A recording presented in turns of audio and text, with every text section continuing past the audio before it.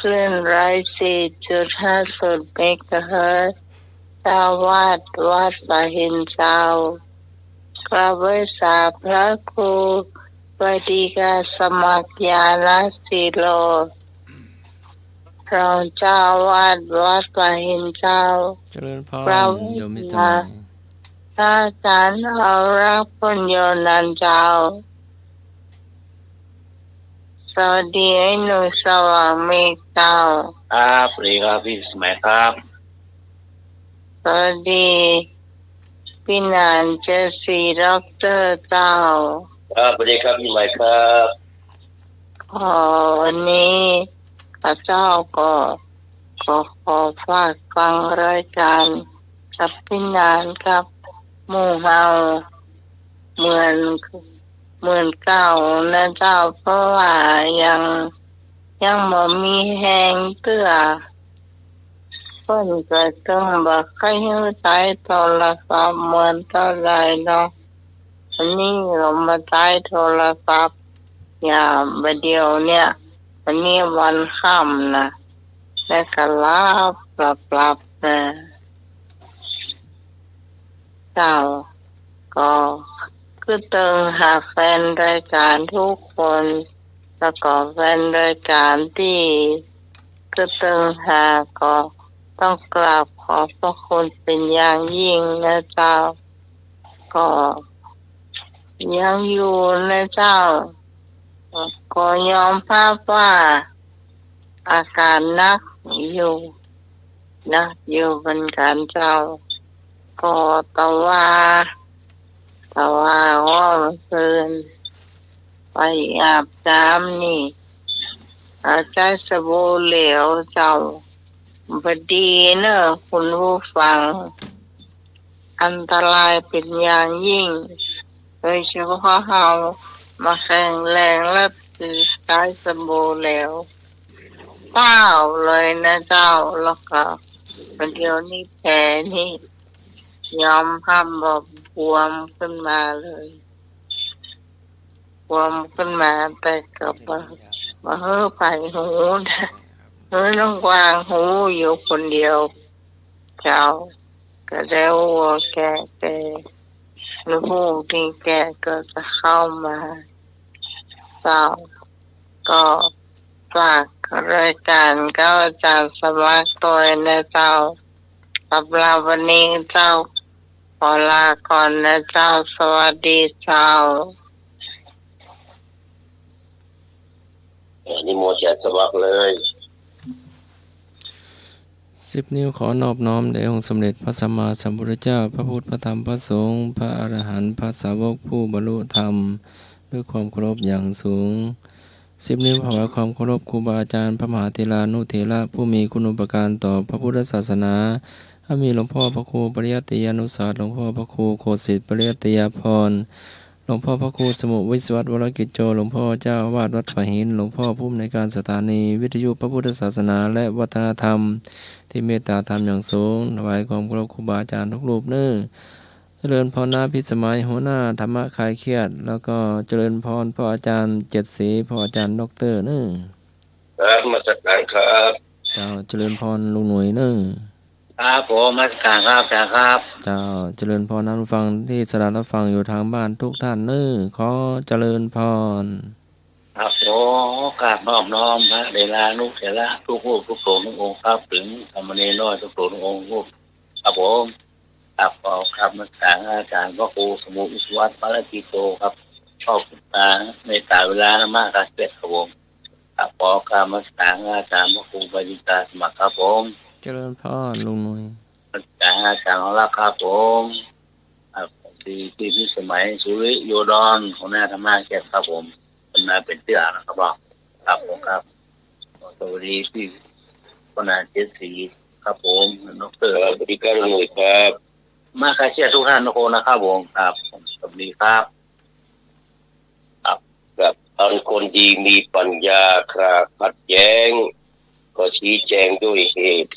สังเกตผลความในใจให้ทราบสิ้นได้ยินยนแล้วต่างคนต่างฝ่ายก็เข้าใจพวกคนพาลใช้กำลังไปยั้งคิด ถูกหรือผิดบ่รู้แม้จะแก้ไขบัฉลาดแถมประมาทขาดวินัยบ่ได้ใจปัญญาหาความจริงทุระชนคนพาลาถ้าขัดแย้งเขาจะแบ่งแย่งฝักฝ่ายบ่หยุดนิ่งถ้าแตกแล้วแตกไปบ่ประวิงลุกทุ่มทิ้งหม้อดินสิ้นราคาทันหม้อดินแยกแตกสลายมันกระจายคล้ายเม็ดเศษกิ่งขาแตกไปแล้วแตกยับบอกกลับมาหมดปัญญาประสานร้อยเข้ารอยเดินสัพพกราบนมัสการไว้สาเมตตาปรมีธรรมนะครับในท่านพระครูสมุวิสุวัตรวรกิจโจเจ้าวัดวัดฝ่ายหุนผู้อำนวยการสถานีคลื่น 104.50 เมกะเฮิรตซ์ไว้สาท่านพระครูบดิกาสมัครญาณสีโล เจริญพรพ่ออาจารย์ ไว้สาสามเณรเอารักวันนี้เพิ่นลารายการ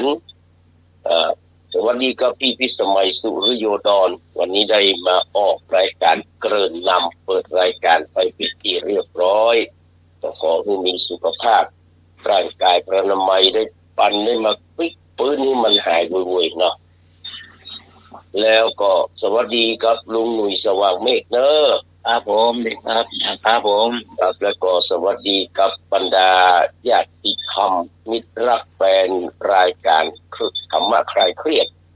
ทุกๆคนทุกท่านนะครับต่อไปก่อนที่ท่านอาจารย์พระครูบดิกาสมัครญาณสีโลได้ดำเนินรายการเป็นลำดับไปนะครับครับผม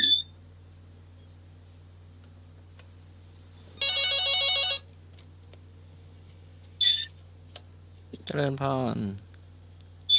ครับไว้สาพระครูบดิกาจันทรางญาณสีโลครับผมเจริญพรพ่อเอก สวัสดีน้องวิ่งสุไหมสุริโยดรหัวหน้ามาไอ้เกียรติขอให้หายเร็วๆนะครับผมสวัสดีน้องหนูสว่างเมฆครับผมครับผมครับครับสวัสดีพี่หนันอินสมเจตศรีด็อกเตอร์ครับผมสวัสดีครับไอ้หนุ่ยไอ้ครับสวัสดีครับไอ้พระเอกแล้วก็แฟนนั้นมาเกียรติตุกอย่างสู้สายวันนี้ขอฟังเพลงสวรรค์บ้านนาเนอะอำล้นสมบูรณ์ยนนท์ครับรอบครับสวรรค์บ้านนาครับสวรรค์บ้านนาอำร้นเนาะครับใครร้องนะว่าเสียงสงสายครับอำร้นสมบูรณ์นนท์ครับผมเอ็นก่อนนะครับครับผมครับครับผมพูดมาครับครับผมครับ053-226-058ครับผมดีครับครับนมัสการครับสวัสดีปีใหม่เมืองครับโอ้มาแล้วครับครับวันนี้จะเอาเพลงนี้เนาะน้ำตาชายเหนือครับของคำพี่แสงทองครับเนาะพี่แสงทองเนาะครับนมัสการครับสวัสดีปีใหม่เมืองเนอเมื่อเดี๋ยวต้องเอาใต้มาได้เลยต้องพี่แสงทองน้ำตาชายเหนือเพื่อว่าไปเอาใต้มาได้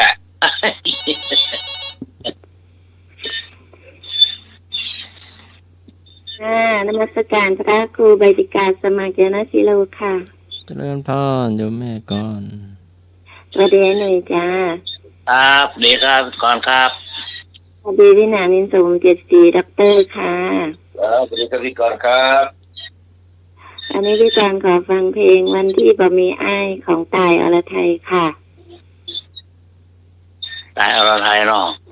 ค่ะวันที่บ่มีอ้ายการสมัครใครร้องวันที่ไม่มีอ้ายเนาะแล้ววันที่เท่าไรวันที่มีอ้ายเนี่ยไม่มีอ้ายอ๋อก ระต่ายตายครับตายตาย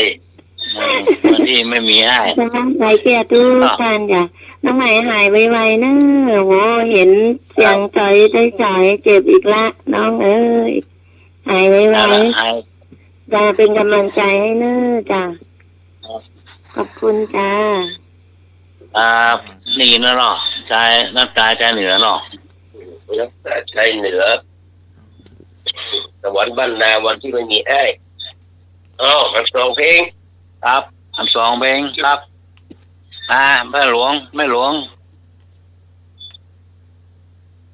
เวียรีมาแม่ส่งสีลูกวัดมาฟังวิทยุแล้วก็ เจ้า ครับผม มาแล้วแม่หลวงประบงมาแล้ว ครับ วันนี้จะเอาเพลงให้กำลังใจตัวเก่าเจ้า ให้กำลังใจตัวเอง ครับ พัทริยามาลสีคนฮ้องก็คือคัทริยามาลสี เอาคัตติยามาสีให้กำลังใจตัวเองเนาะ เจ้า ครับ เอาเงินน้องใหม่หายไวๆเด้อไปตีเอาอกกำลังใจให้ตัวเอง ครับ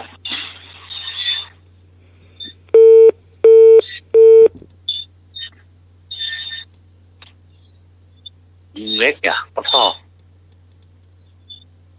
เห็นนิ่งเสียงนิ่งสาย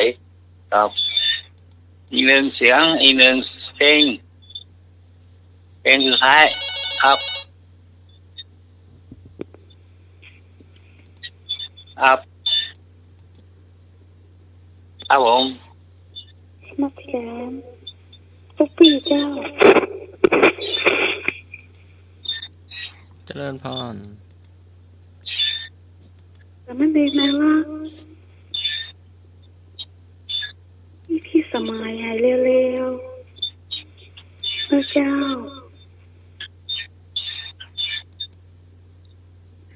แพ้กระลงเฮ้ย เพลงเหรอ ขอฟังเพลงคุณหมอค่ะ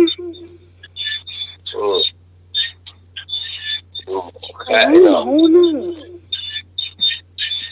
โอ้พี่สมัยเป็นพิเศษเลยเจ้าหายโวยๆนะคุณเจ้า ครับ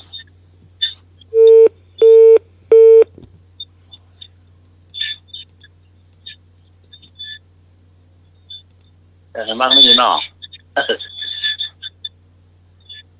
หมอไข้เรนูพยาบาลข้างอ่ะพยาบาลข้างเปิดเลย อ้าว กำลังหานักร้องอยู่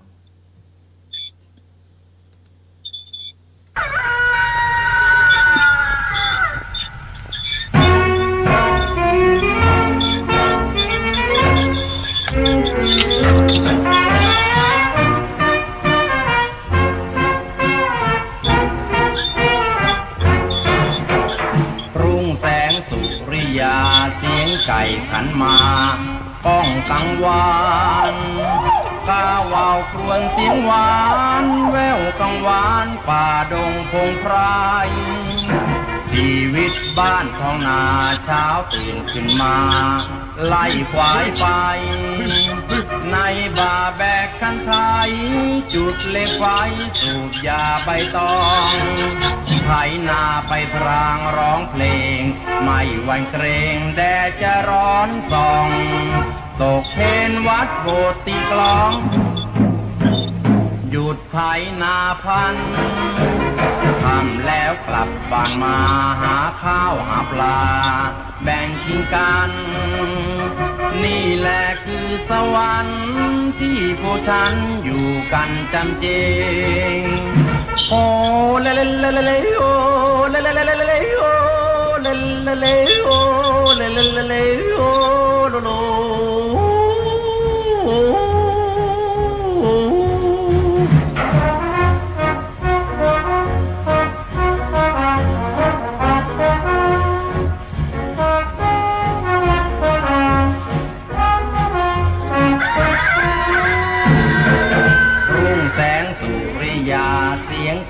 ขันมาป้องกังวานตาเว้าครวญเสียงหวานแววกังวานป่าดงพงไพรชีวิตบ้านท้องนาเช้าตื่นขึ้นมาไล่ควายไปในบ่าแบกคันไทยจุดเลไฟสูบยาใบตองไถนาไปพลางร้องเพลงไม่หวั่นเกรงแดดจะร้อนส่องตกเพนวัดโบสถ์ตีกลองหยุดไถนาพลันทำแล้วกลับบ้านมาหาข้าวหาปลาแบ่งกินกันนี่แหละคือสวรรค์ที่พวกฉันอยู่กันจำเจ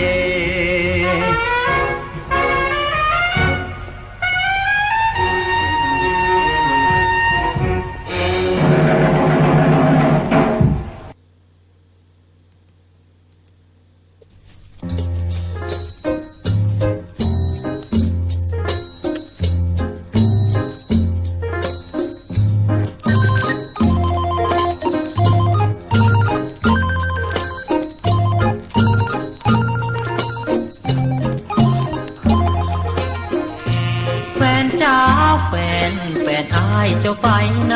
ล่ะลืมไล่นาหอมเกรียมกระเทียมแห้งแล้นอาชีพเคยทำเจ้าเปลี่ยนหรือไรลำไยดาแลนสาวเนื้อแน่นแฟนอายลืมชายเว้าว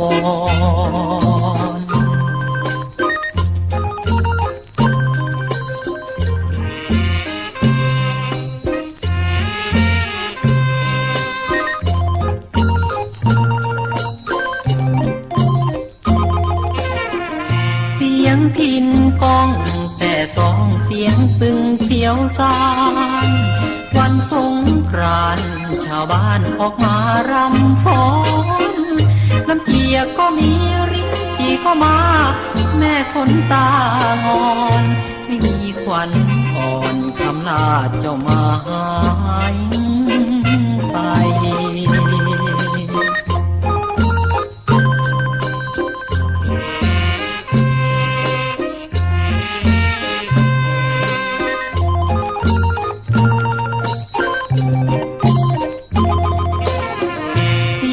ซึ่งกองมือมองไม่เจอน้องลาข่าวเขาว่าคำลาเจ้าถูกพายให้หนุ่มเมืองกรุงมันมุ่งหมายมองมาพาน้องไปอยู่บ้านใหญ่ไฟสีทิ้งพี่ให้มอง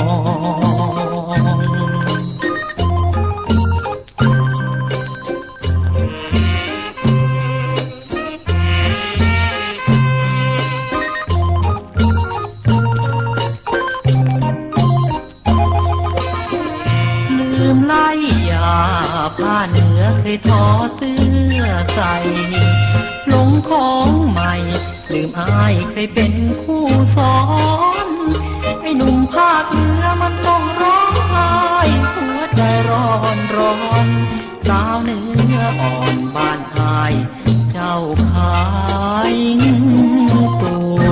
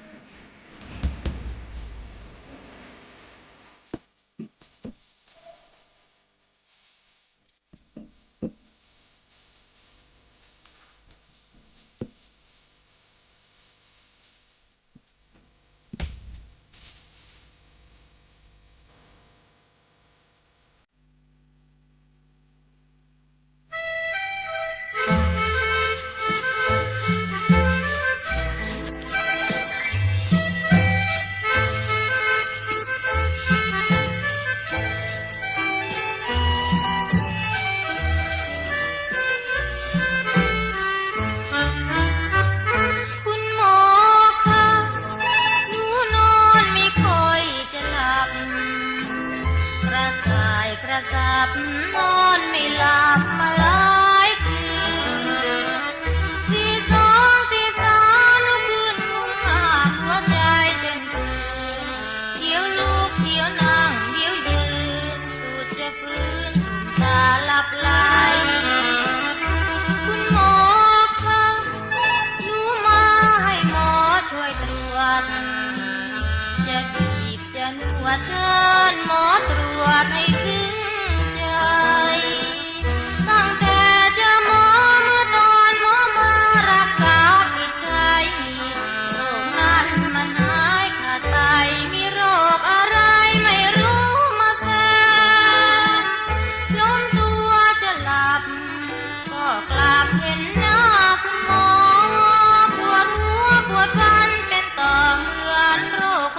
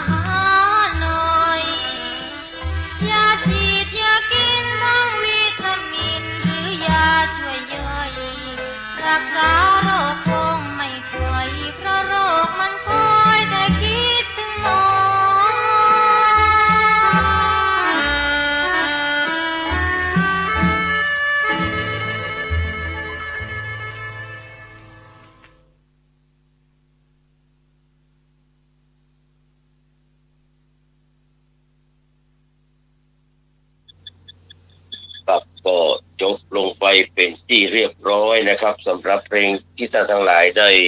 โตกันมานะครับโดยเฉพาะเพลงน้ำตาชายเหนือเนาะน้ำตาชายเหนือมันมีบทท่อนหนึ่งที่มันเป็นที่ว่าอาชีพเคยทำเจ้าเปลี่ยนหรือไรลำไยดาแลนด์แต่ส่วนมากนักร้องที่ผมเคยเอาที่สันหาเพื่อนประกวดเพื่อนจะร้องผิดอาชีพเคยทำเจ้าเปลี่ยนหรือไรลำไยหน้าแรงบ้านเขาบ่มีลำไยหน้าแรงแต่ก่อนบ้านเนื่องจากมันยังบ่มีสารใช่ไงมันยังบ่มีสมัยนั้นเมื่อปี2519เนี่ย21มันยังบ่มีสารเนี่ยมันยังบ่มีสารนั้นไอ้อย่างที่เร่งนี่นะบ่มีตลอดลำไยนอกฤดูบ่มีเพราะฉะนั้นมันเป็นแปลว่าลำไยดาแลนด์ลำไยดาแลนด์ก็คือคำว่าดาแลนด์ก็คือลำไยเชียงใหม่ดาแลนด์ก็คือลัดดาแลนด์หมู่บ้านลัดดาแลนด์ที่7 ยอดเนี่ยครับแล้วก็เป็นชื่อเป็นเสียงสำหรับเราคนใดมาถ้าบัดมาเอวลัดดาแลนด์นี่เหมือนกับได้มาเชียงใหม่มาได้ไปขึ้นไปดอยสุเทพไปได้เป็นก็มาเชียงใหม่เนาะก่อนนะครับเพราะฉะนั้นคำว่าดาแลนด์ก็คือลำไยดาแลนด์ก็คือลำไยเชียงใหม่ถ้าลำไยกับมีลำไยลำพูนเนี่ยอันนี้เป็นของลำไยดาแลนด์หมายถึงความเข้าใจไปถามคัมภีร์แสงทองแกว่าดาแลนด์ก็คือคำว่าลัดดาแลนด์เพราะว่ามันกำมาใส่เสียงก็เป็นไงลัดดาแลนด์แล้วก็ว่าเป็นไม่ใช่ลำไยหน้าแรงส่วนมากนักร้อง70-80%ฟ้องผิดตลอดวันนี้เป็นวันสำคัญแห่งวันหนึ่งเป็นวันประวัติศาสตร์นะครับซึ่งนอกจะไม่ค่อยนึกถึงเนาะเป็นวันสวรรคตนะครับของสมเด็จพระนเรศวรมหาราชต่อไปนี้จะคือพิกรเข้ามาช่วง4 ทุ่มครึ่งเนาะมันต้องประกาศที่วันพุธก็ประกาศรายชื่อนะครับเอาประกาศวันติดเอาเนาะครับวันนี้เป็นวันสวรรคตของสมเด็จพระนเรศวรมหาราชหรือว่าพระองค์ดำเนาะคือวันที่25 เมษายน พ.ศ. 2148ได้421 ปีวันนั้นครูบาอภัยสารตะปฐมสังฆปาโมกข์นะครับของเชียงใหม่ล้านนาไทย195นะอาจารย์สมัครเนาะ195 ปีแต่สมเด็จพระนเรศวรนี่วันที่25 เมษายน 2148ก็คือ421อันนั้น214นะมาแหงเด้อโดยประวัติศาสตร์ระบุว่าตรงกับวันจันทร์ขึ้น8 ค่ำเดือน6เดือน6ของไทยนะเดือน8เฮานี่แหละ8ขึ้น8 ค่ำปีมะเสงนี่คืออย่างปีงูน้อยครับปีงูน้อยเนาะครับทางราชการกำหนดให้วันที่25 เมษายนของทุกปีเป็นวันคล้ายสวรรคตสมเด็จพระนเรศวรมหาราชเพื่อน้อมรำลึกถึงพระมหากรุณาธิคุณสถานที่สวรรคตเพื่อเสด็จสวรรคตณเมืองแหงก็คงจะมีแถวเมืองแหงเท่านี้แหละใกล้ๆตรงนี้ระหว่างที่เปิ้นยกทัพไปตีกรุงอังวะตอนนั้นนี่พระชนมายุ50 พรรษา50 ปีนะบางตำราว่า49 พรรษาไป49 ปีไปสมเด็จพระนเรศวรมหาราชพระราชสมภพเมื่อปี2098 พ.ศ. นะ2098ทรงเป็นวีรกษัตริย์ที่ทรงพระปรีชาสามารถอย่างล้ำเลิศทรงตรากตรำพระวรกายในการทำศึกสงครามตลอดพระชนชีพของพระองค์ทรงกระทำสงครามยุทธหัตถีกับมหาอุปราชาจนได้รับชัยชนะทำให้พระบรมเดชานุภาพแผ่ไพศาลไปทั่วปัตตภีหลังจากศึกครั้งนี้แล้วศึกครั้งใหญ่ครั้งนี้แล้วได้เสด็จมาปราบปรามหัวเมืองมอญฝ่ายใต้ที่เมืองตะนาวศรีมฤทธิ์และถวาย ทรงกรีธาทัพไปตีเมืองหงสาวดีได้เมืองเมาะลำเลิงมาแล้วก็ทรงยกทัพไปถึงเมืองหงสาวดีและเมืองตองอูจนหัวเมืองไทยใหญ่ทั้งปวงนี่ยอมขึ้นต่อกรุงศรีอยุธยาแม้ว่าพระองค์จะเสด็จสวรรคตผ่านมาแล้ว421 ปีชาวไทยทุกคนเนาะก็รู้จักกันหมดเนาะน้อมรำลึกนึกถึงในพระมหากรุณาธิคุณของพระองค์ท่านถึงแม้จะได้อยู่ร่วมสมัยวิโรจน์สมัยของเขาก็ปลื้มเนาะที่มีกษัตริย์เก่งๆแบบนี้เนาะจึงได้ร่วมจัดรัชพิธีคล้ายสวรรคตวันสวรรคตสมเด็จพระนเรศวรมหาราชพร้อมกันทุกจังหวัดมาดูพระราชดำรัสของสมเด็จพระนเรศวรเขาเนี่ยคนผู้กับช้างตอนนั้นทรงปลุกใจช้างในสงครามยุทธหัตถีนะสงครามยุทธหัตถีปี2135พศ2135ช้างนี่มีชื่อว่าเจ้าพระยาชัยยานุภาพซึ่งเป็นช้างทรงของสมเด็จพระนเรศตกใจขวดช้างทรงของพระมหาอุปราชามังสามเกียรติหรือว่ามังสามเกียรตินะครับจึงพยายามบ่ายหน้าเอาหัวไปมากลัวเพื่อที่จะลบหนีช้างก็กลัวเนาะเป็นเหตุที่สมเด็จพระนเรศมีพระราชดำรัสกับช้างทรงเพื่อยึดมั่นความเข้มแข็งและเป็นแห่งกำลังสำคัญที่จะทำให้พระองค์ทรงได้รับชัยชนะในศึกครั้งนี้ไปดูหนังการ์ตูนก้านกล้วยเราจะหาอยู่เลยเนาะพงศาวดารกรุงศรีอยุธยาฉบับวันวลิตที่แปลโดยสนานะครับสามมูลเสนนะครับเพื่อนแปลความพระราชดำรัสของพระบาทสมเด็จสมเด็จนเรศวรไว้ว่าเจ้าผู้เป็นบิดาแห่งแว่นแคว้นนี้ถ้าเจ้าทิ้งข้าไปเหี่ยตั้งแต่ตอนนี้แล้วก็เท่ากับว่าเจ้าทิ้งตัวของเจ้าเองและโจกใจตึงมวลเพราะข้าเกรงว่าเจ้าจะไม่ได้รับเกียรติยศอันใดแห่งแล้วและจะบ่มีเจ้าชายองค์ใดทรงขี่เจ้าแห่งลองคิดดูเถอะว่าตอนนี้เจ้ามีอำนาจเหนือเจ้าชีวิตถึง2 พระองค์หมายก็ถึงว่าของพระเอกาทศรถตัวน่ะองค์ขาวองค์ดำองค์ขาวเนาะ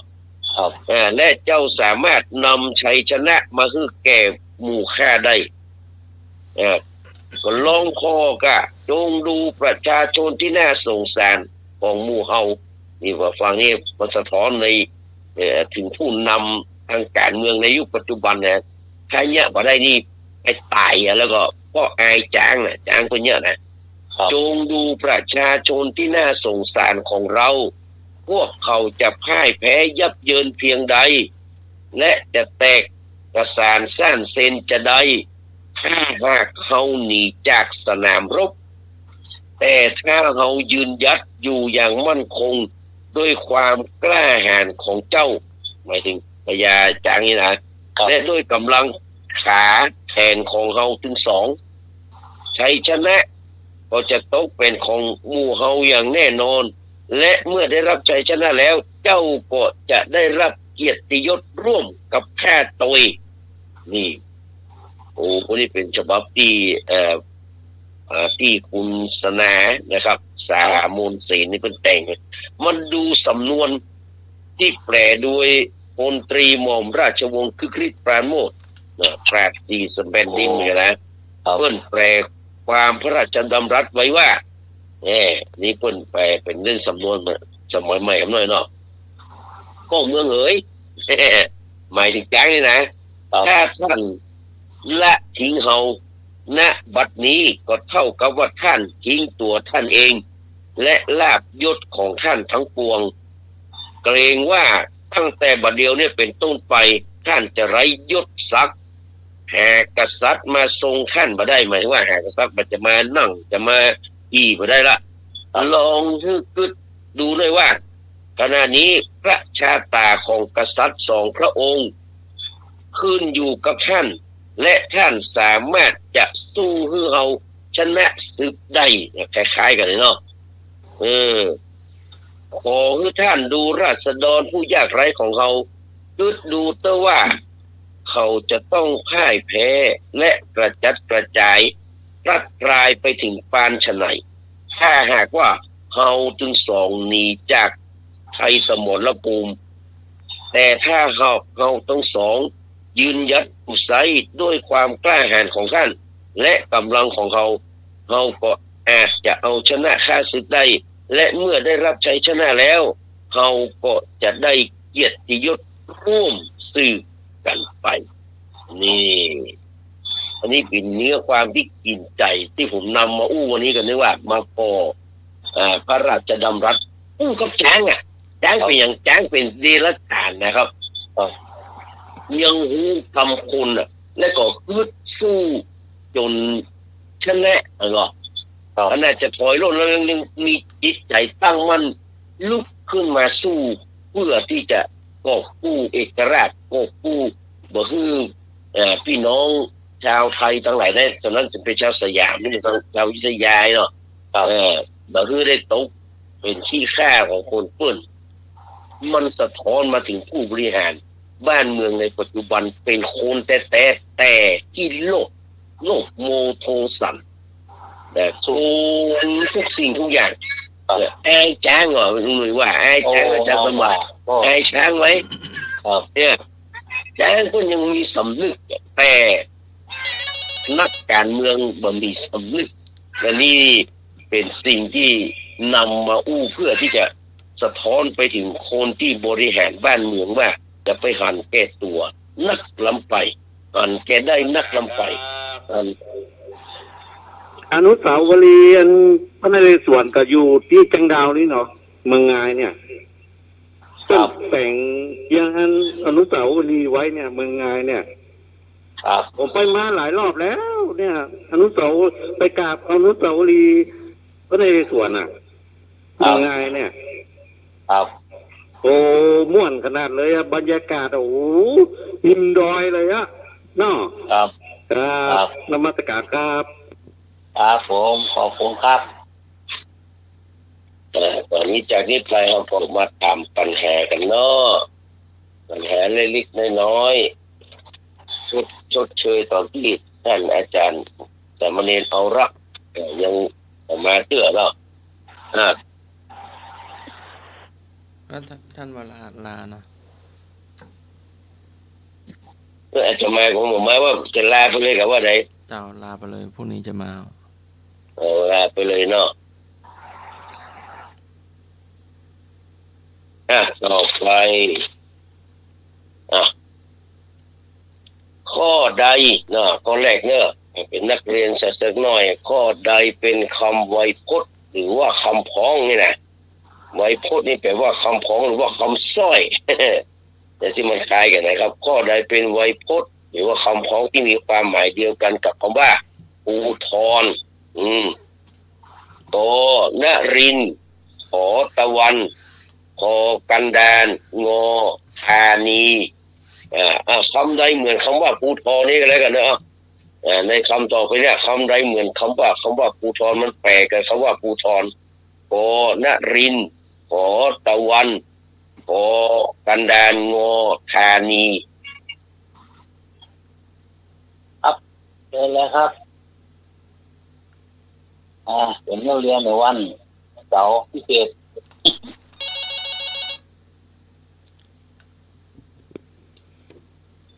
ครับนมัสการครับคำตอบสุดท้ายคือธานินครับธานินเนาะนมัสการครับผม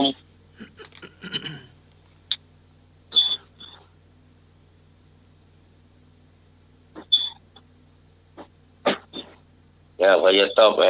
ม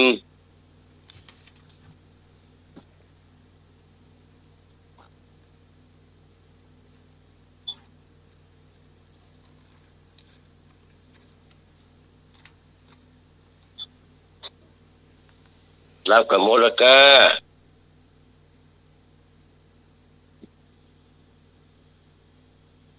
หลับกันหมดหรือยัง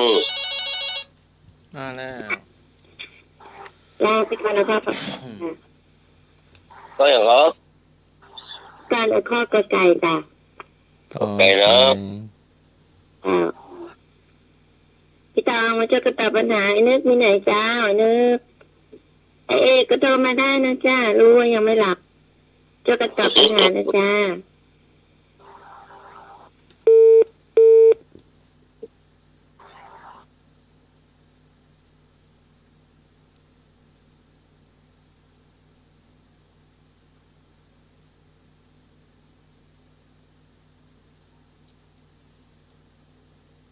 มีใครตอบอีกไหม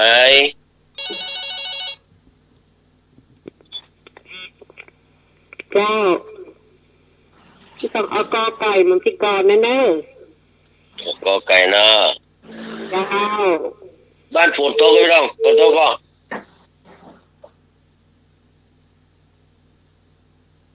วันนี้ฝนตกต้องเพลในเย็นเลยเนี่ย พาหินก็ตก อากาศดีเนาะ ตก2 รอ อา บ กาศดีเนาะอย่างคนของแควนน้อยวันนี้นะเอา เสา3ตกบ่าย2อ่ะแล้วก็มาเสา5 มันตกของเอียงแควนกับมันมาตกเลยมันลำบาก เฉลยเลยเนอะเฉลยก็มันมีข้อเดียวที่เหมือนก็คือนรินทร์เนาะนรินทร์ก็คือนรินทร์ก็คือกษัตริย์เนาะนรินทร์ก็คือกษัตริย์ผู้ทอนก็กษัตริย์พระเจ้าอยู่หัวอันเดียวกันเนาะแม้แต่องค์สมเด็จพระสัมมาสัมพุทธเจ้าเขาอย่างใช้คำว่าพระภูธรอะไรล่ะพระภูธรที่ไหวเวลาเขาเตะทำเมืองอ่ะจะมีพระภูธรที่ไหวพระภูธรก็หมายถึงว่าพระพุทธเจ้าที่เป็นกษัตริย์นี่แหละต่อไปข้อใดใช้ลักษณะนามต่างจากพวกนะข้อใดใช้ลักษณะนามต่างจากพวกลูกบ่าวนี่จากรายการตัวแมวเนี่ยนะในลูกเนื้อเดี๋ยวก็นึกเนื้อในการรายการทุกพวกข้อใดใช้ลักษณะนามต่างจากพวกขอไก่ลอตเตอรี่ขอไข่พันธบัตรขอควายหนังสือพิมพ์งองูแฟ้มเอกสารข้อใดใช้ลักษณะนามต่างจากพวกลอตเตอรี่พันธบัตรหนังสือพิมพ์แฟ้มเอกสารคืออะไรครับ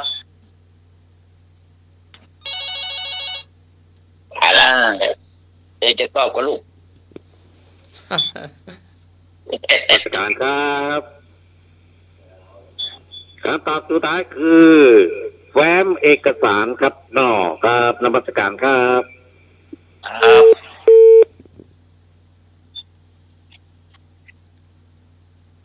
นะครับเรื่องรายแล้วปกตื่นเมียตอบกับลูกตอบเลยให้หน่วยของให้หน่วยจะเอามาจัดที่หนึ่งที่นานลูกชายพ่ออาจารย์ตอบก็นั่นหนังสือพิมพ์จ้ะสื่อพิมพ์มาจ้ะให้หนูก็ตอบได้ไหมหนูก็ตอบไปแล้วครับจะตอบแล้ว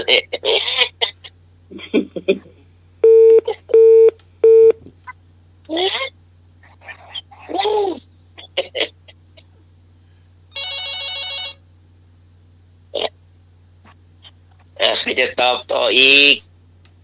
หนังสือพิมพ์เหมือนเดิมกันนะหนังสือพิมพ์บ้านเจ้าบ้านนี้ตกมาสัก3 โมงปลายเนี่ยแต่มันอยู่บ้านเนาะมันตกมากงามเนี่ยนี่มันฟ้าแห้งฟ้าคางกระล่มอ่ะแล้วประเด็นนี้มันก็บะฮ้อนตัวยังแควนหน่อยเย็นสบายเนาะยังแควนหน่อยได้รู้ไปตอบแล้วลูกไปตอบละครับอยู่นี่ก่อน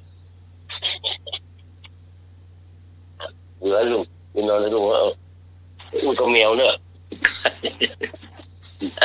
เลยเนาะครับความจริงแล้วมีคนตอบถูกละแฟนพันธุ์แท้ตอบถูกเลยนะแฟนเอกสารของปิดแฟ้มมูลนี่ลอตเตอรี่ก็เป็นฉบับเนาะพันธบัตรก็เป็นฉบับหนังสือพิมพ์ก็เป็นฉบับได้เหมือนกันที่แตกต่างคือแฟ้มเอกสารโอ้เอกสารว่ามันแฟ้มเอกสารแฟ้มมาแฟ้มนึงเนาะมูลนั้นลอตเตอรี่กี่ฉบับเนี่ยจะเป็นใบไม่ได้นะลอตเตอรี่นะต้องเป็นฉบับนะครับจะไม่อันเดียวใบเดียวก็จะเป็นฉบับนะแต่ต่อไปประเทศใดมีประชากรมากที่สุดประเทศใดมีประชากรมากที่สุดกอไก่อินเดียขอไข่จีนขอควายสหรัฐงองูอินโดนีเซียประเทศใดมีประชากรมากที่สุดอินเดียจีนสหรัฐอินโดนีเซียอะไรครับง่ายประเทศอินเดียครับผมฮัลโหลครับที่สมัยบรรลับเนี่ยพระเอกประเทศอินเดียสมัยอินเดียเนาะ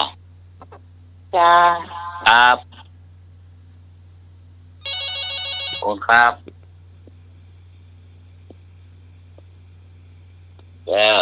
อินเดียนมัสการครับนมัสการครับครับคำตอบสุดท้ายคือ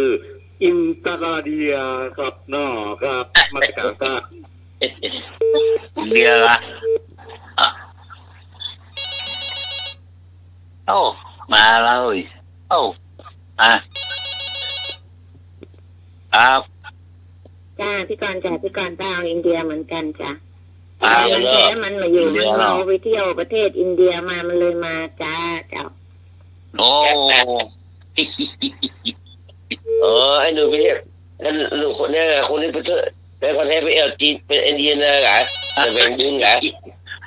ไปสังเวชนีสถานเนาะสังเวชนีสถานเนาะอินเดียมาแต่อินเดียนะคะ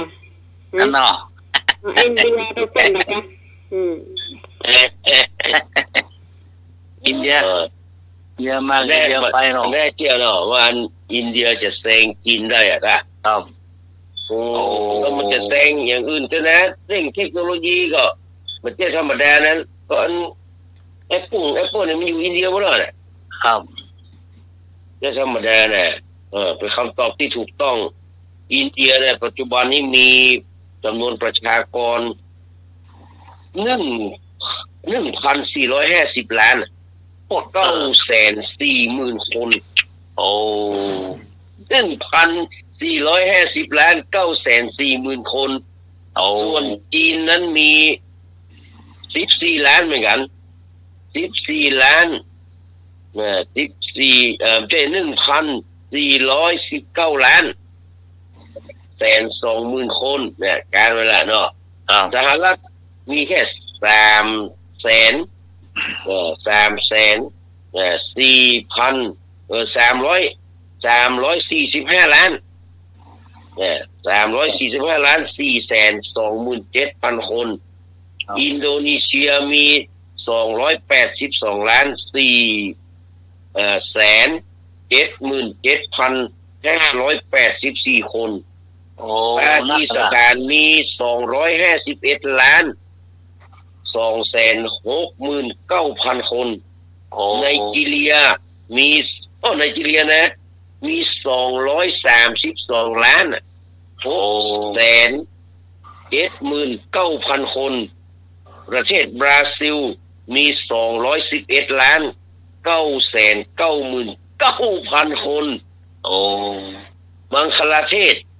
มี173 ล้าน562,000 คนรัสเซียมี144 ล้าน820,000 คนเอธิโอเปียที่ว่าเป็นประเทศยากจนนี่นะ ครับน่ะมี132 ล้าน60,000 คน132 ล้าน60,000 คนโอ้เม็กซิโกมี1 ล้าน130 ล้าน861,000 คนญี่ปุ่นมี123 ล้าน753,000 คนอียิปต์มี116 ล้านมี116 ล้าน538,000 คนฟิลิปปินส์เนี่ยของเอเชียเขาเนี่ยมีอินโดนีเซียกับฟิลิปปินส์นี่แหละ115,844,000 คนโอ้เนี่ยคองโกสาธารณรัฐประชาธิปไตยคองโก105,207,000และ247,000 คนและเวียดนามฮูก็เวียดนาม100,988,000 คนนะเวียดนามอ่ะโอ้เบิ่งมันล้ำหน้าไปลุกๆอ่ะครับ GDP พวกนี้เป็น8-9บ้านเราการหมู่อ่ะการเบิ่นน่ะเนาะการหมู่อ่ะจะโลแล้วอ่ะแล้วหน้าติมอร์เลสเต้ไปหมดเท่าใดอ่ะน่าภูมิใจหรือไม่คิดแล้วน้อยอกน้อยใจได้กินยาตายก็อายเพิ่นน่ะโอ้อิจใจได้ต่อไปข้อใดใกล้เคียงกับคำว่าประหยัดข้อใดใกล้เคียงกับคำว่าประหยัดกอไก่พอควรขอไข่พอเพียงคอควายพอเหมาะงองูพอดีพอควรพอเหมาะพอควรพอเพียงพอเหมาะพอดีอะไรตรงกับคำว่าประหยัดคำว่าประหยัดต่างกับคำว่าขี้กี้นะครับประหยัดขี้กี้เหมือนกันนะคนละอย่างเนาะคนละอย่างขี้จี้นั่นเหนียวนั่นเน้นยิงเอาละนั่นแหละแต่มักจะมียากแหละเน้นผิวขี้จำลูกหม้อว่ะ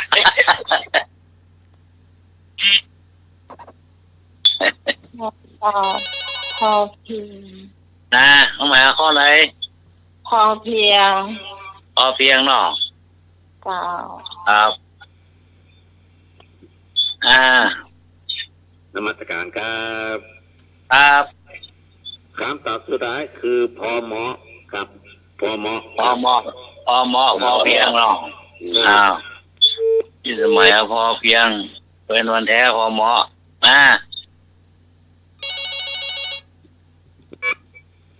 เจอเลยครับอีกการก้าพอเพียงจ้าพอเพียงเนาะครับพอเพียงแต่ไม่เพียงพอเลยเนาะข้อละเมียข้อมุจาพอน่ะ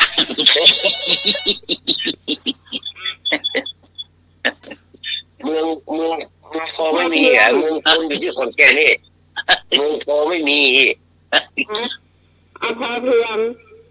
ครับพอเพียงเนาะจ้าเนื้อหมูจักพออี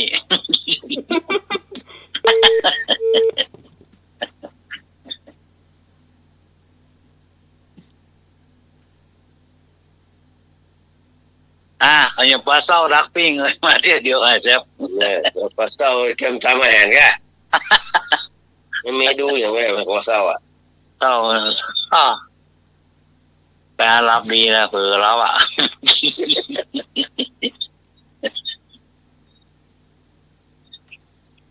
ครับจากมาข้อไหนมากะครับเอามีน้อยเดียวเอามีน้อยเดียววะเฉลยเนาะครับพอเพียงเป็นสิ่งที่ถูกต้องเนาะครับพอเพียงโอเคของเจ้าอยู่หัวต่อไปมหาราชองค์แรกของไทยคือใครคือพระองค์ใด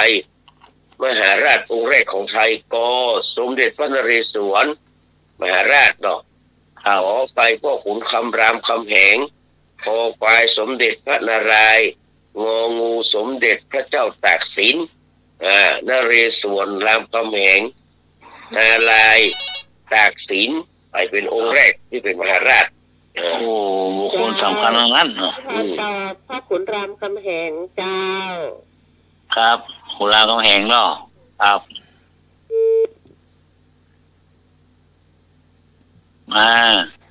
ไปที่สมัยข้อใด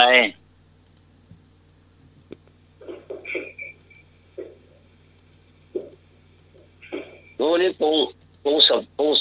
สะท้อนไปได้ฮะเองก็บอกขอปูสะท้อนเลยครับคำตอบสุดท้ายคือพระนารายณ์มหาราชครับนอครับนารายณ์ครับนารายณ์เนาะ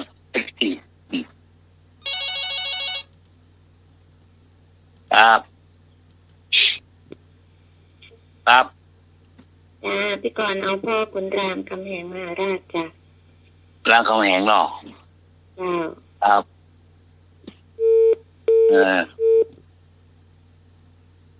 ที่สมัยข้อใดโอ้ไม่เอาแล้วเนาะเจ๊กะน้องใหม่ยังไม่ได้ตอบมาดังหรอหนูมาจังเจ้าจะเอาตากสินตากสินเนาะเอาตากสินนี่ก็ดังนะโอ้นี่โตนี่ดังอะไรนะเฉลยมันแน่นอนเพราะว่ากรุงสุโขทัยมาก่อนพุ่นเนาะครับพระเอกมาคุณรามคำแหงมหาราชต้องเป็นหนึ่งอยู่แล้วเมื่อครับก็ในประวัติศาสตร์ไทยนี่ก็มีพระมหากษัตริย์ที่ได้รับพระราชสมัญญามหาราชขายพระนามมี8พระองค์เนอะครับโอ้ตั้งแต่พ่อขุนรามคำแหงมหาราชสมเด็จพระนเรศวรมหาราชสมเด็จพระนารายณ์มหาราชอันดับ3นะอันดับ4สมเด็จพระเจ้าตากสินมหาราชอันดับ5พระบาทสมเด็จพระพุทธยอดฟ้าจุฬาโลกมหาราชแต่ที่จริงผู้ได้ทีหลังอันปิยะนะปิยะนี่ได้ก่อนเลยนะแต่ว่าผมเรียกไม่ได้ตอนที่6พระบาทสมเด็จพระเจ้าเนี่ยเป็นพระสยามเทวมหามกุฏวิทยมหาราชแล้วก็7พระบาทสมเด็จพระจุลจอมเกล้าเจ้าอยู่หัวพระปิยมหาราช8พระบาทสมเด็จพระบรมชานิธิเบศรมหาภูมิพลอดีตมหาราชบรมนาถบพิตรหรือว่าพระพัทรมหาราชมี8พระองค์เนอะมี8พระองค์แล้วก็ต่อไป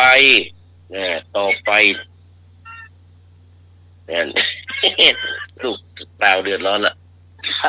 ต่อไปครูมาโรงเรียนแต่ขายของออนไลน์ครูมาโรงเรียนแต่ขายของออนไลน์ตรงกับข้อใดทอดกอไก่ทอดทิ้งขอไข่ละทิ้งคอควายไม่ใส่ใจงองูไม่ดูแลมาโรงเรียนแต่ขายของออนไลน์แน่ซื่อแน่ทอดทิ้งละทิ้งมาใส่ใจไม่ดูแลเอาใดข้อใดหน้าที่เหมือนครับ เจ้าพี่ขอละทิ้งเจ้าครับได้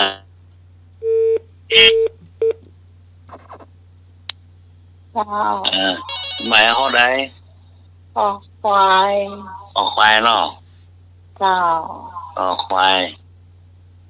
หมายนี่มันล่าทิ้งเนาะหมายพ่อควายเนาะมาตรการครับ ครับครับตอบสุดท้ายคือไม่ใส่ใจครับนอไม่ใส่ใจมาเป็นครูแล้วมันไม่ใส่ใจมันขายของอย่างเดียว ไม่ใส่ใจเนาะ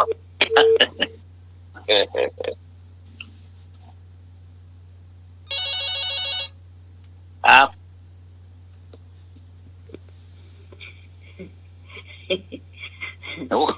เหมือนคิดเหมือนกันอีกอันพี่กรณ์ก็เอาอันนั้นเหมือนกันเหมือนที่แฟนแท้ตอบครับไม่ใส่ใจหรอกครับหายไปแล้วมันกลับมาปากแมกเนี่ยนะสมัครเอาตื่นควายลืมใส่บาตรตื่นควายลืมใส่บาตรลืมใส่บาตร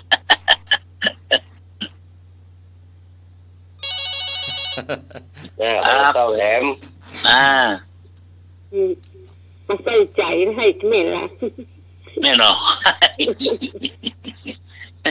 มาแสนละอ้อนมาใส่บาโซนยังก็ยังมาขายของออนไลน์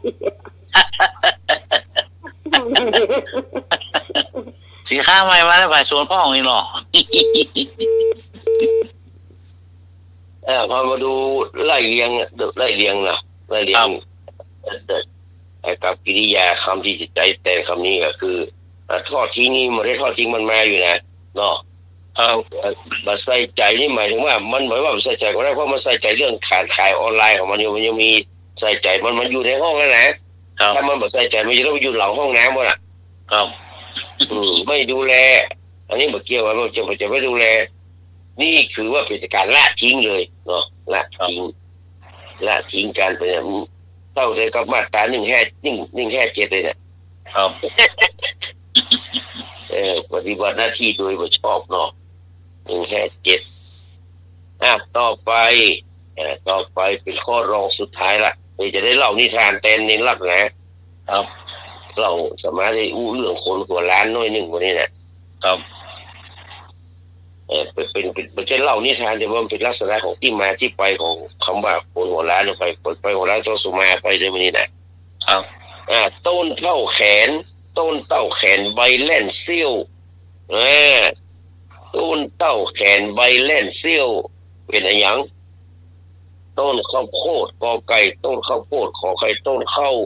คอควายต้นอ้อยงอต้นมะเขือนัดต้นเต้าแขนใบแล่นเสี้ยวมาเลยต้นมะพร้าวน้ำหอมกันจ้าพี่กรณ์เอาต้นอ้อยจ้ะเอาต้นมะพร้าวน้ำหอมเอาต้นอ้อยจ้ะการสมัยต้นมะพร้าวขาเป็นอ้อยไม่น้อยหรอกมะพร้าวน้ำหอมการฟังมะพร้าวน้ำหอม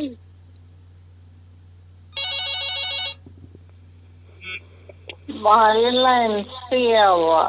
ก็ใบเป็นน้อยเดียวทำไมไม่จำสีเหนือ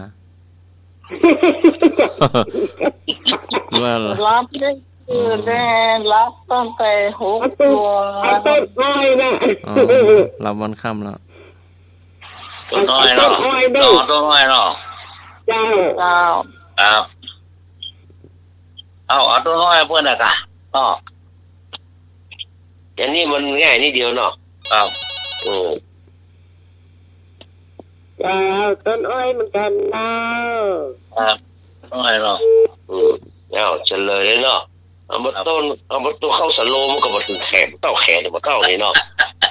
ต้นเข้ามาเต้าเลยเนาะต้นเข้ามาเต้าต้นมะเขือนัดมันมีเลยอะมีกลุ่มมาเต้ามันมีอยู่แต่มาถึงเนาะนมัสการครับต้นอ้อยมันไม่ใช่เต้าลำแขนครับมันเต้าอันนี้อย่างหมูบีบ้าว่าหลอดอันเนี่ยอันสายยางเนี่ยค่ะมันเต้าสายยางกันนะครับอ้อยไม่ใช่เต้าลำแขนหรอมันเจ้าจริง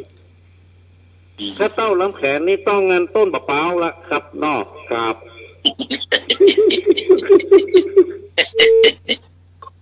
ต่อไปเป็นข้อสุดท้ายนะต้นอ้อยถูกละข้อต่อไปใครต่อไปนี้มีอายุนานกว่าเพื่อนมีอายุนานกว่าเพื่อนอายุนานกว่าเพื่อนนะ กอไก่นางวิสาขาขอไข่พระมหากัสสปะเถระคอควายพระอนุรุตเถระงองูพระพาคุณเถระครับโยงยืนที่สุดหน่อยแต่โยงยืนที่สุด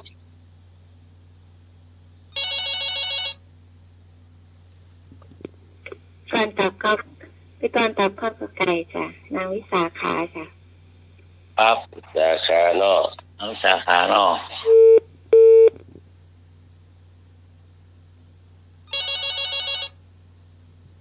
ครับผม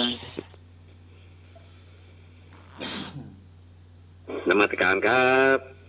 ครับคำตอบสุดท้ายคือพระกัสสปะครับนอครับนมัสการครับครับผมปะสาขา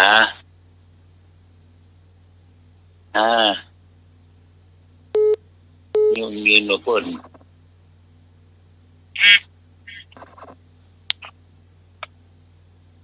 ตามมีไทยคนหนึ่งครับมีไทยคนหนึ่งหมายข้อไหนมีไทยคนหนึ่งวิสาขามกัสสปะอนุรุตภาคุณ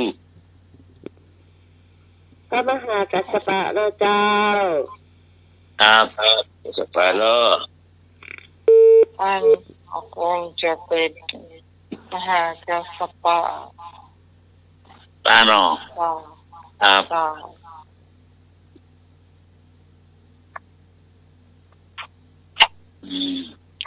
จริงๆอายุ100 กว่าปี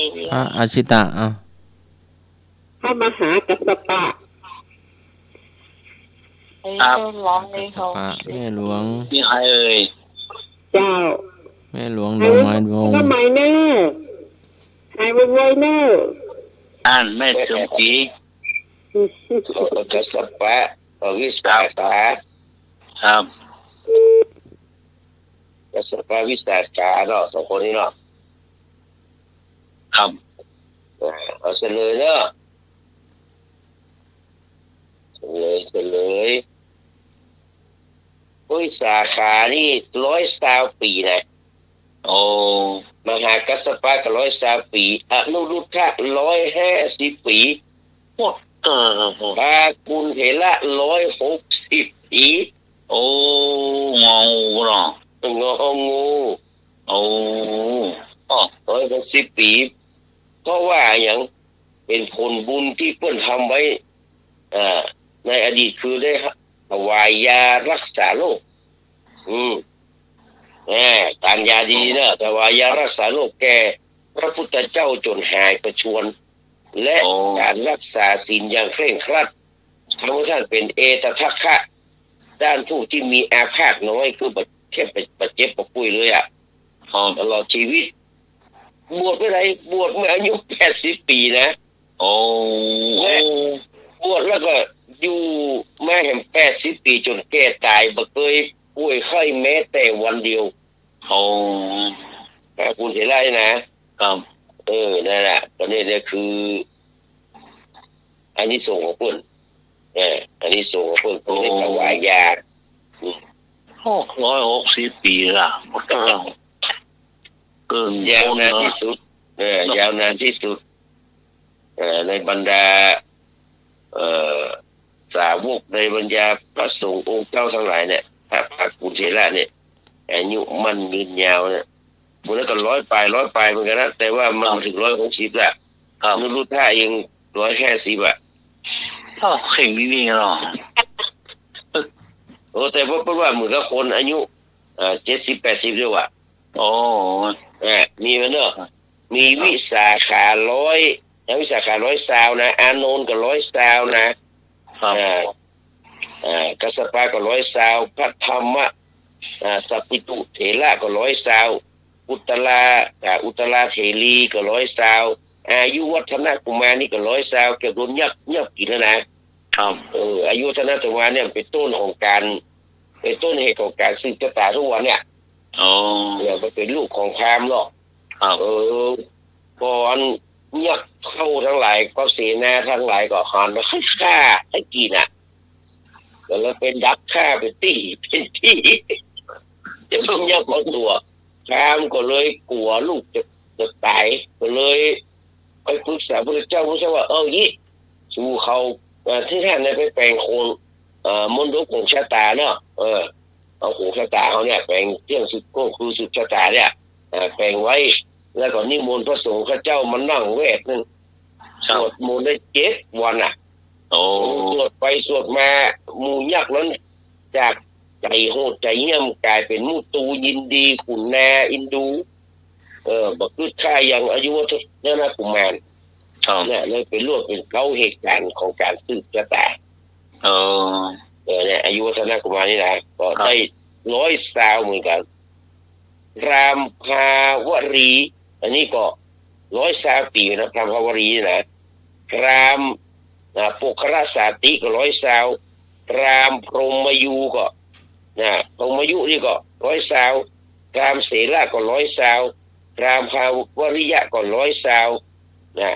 มาถึงอนุรุทธานี่150อากุละ160นี่เกิน100ทั้งนั้นติเลกัสตตังวัตสตาติเลเหรอติเลกะวัสสตังชีวัตตุโอ้นักหลายคนเลยล่ะเป็นพระภากุณเถระเนอะที่มีอายุมันยืนยาวเนาะ90 100นี่จิ๊บเนาะจิ๊บแกตอนแรกว่าจะเอาเรื่องคนโหดร้ายมานี่เบาละเวลามาจากนี้ไปลูกบ้าว่าเนี่ยงอนเลยก็เพื่อจะเอาแกเขานอนแล้วเรานั่งงอนี่มันจะประสบอารมณ์เจ๊เอามันนอนวันนี้ปวดหัวมันนอนมันพอละมันประสบอารมณ์แล้วมั้งพ่อแฮมเอาทานอนสักเตี้ยมาเอานอนร้องเพลงอ่ะเพิ่นส่งท้ายด้วยว่าศีล5 ประเภทที่บ่ควรสั่งสอนมีศีล5 ประเภทที่ครูบาอาจารย์บ่ควรสั่งสอนเพราะว่ามีศีลหัวเต่าต้องอึ่งขากบศพงูหูเอี้ยนเพราะว่านะมาดูอย่างที่1หัวเต่าที่หมายถึงหมู่ที่มีศรัทธาบ่มั่นคงเข้าออกขึ้นอยู่กับอารมณ์และความปรารถนาของตัวเก่าเข้าสำนักนั้นออกสำนักนี้เหมือนหัวเต่าที่มันปุ๊บโผล่เข้าออกจากกระดองอยู่ตลอดเวลาได้ล่ะมันก็ขยมแอดแต่ก็ได้กันเนาะได้คนว่าขยมข้าวต้มบูดขยมแอดหน้าที่หมาอย่างว่าก็ล่ะ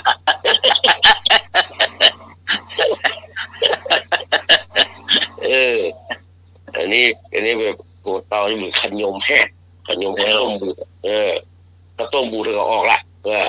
เข้าออกเป็นบันดอกอะไรว่าเป็นบัณฑิตจอบเพี้ยน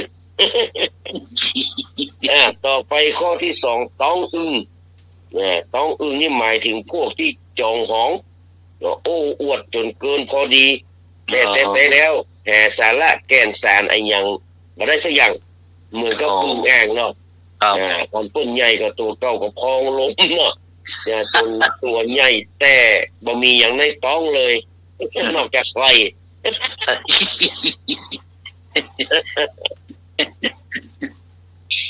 ต่อไปขากบก็คือพวกที่ใจร้อนมีแต่ความโลภ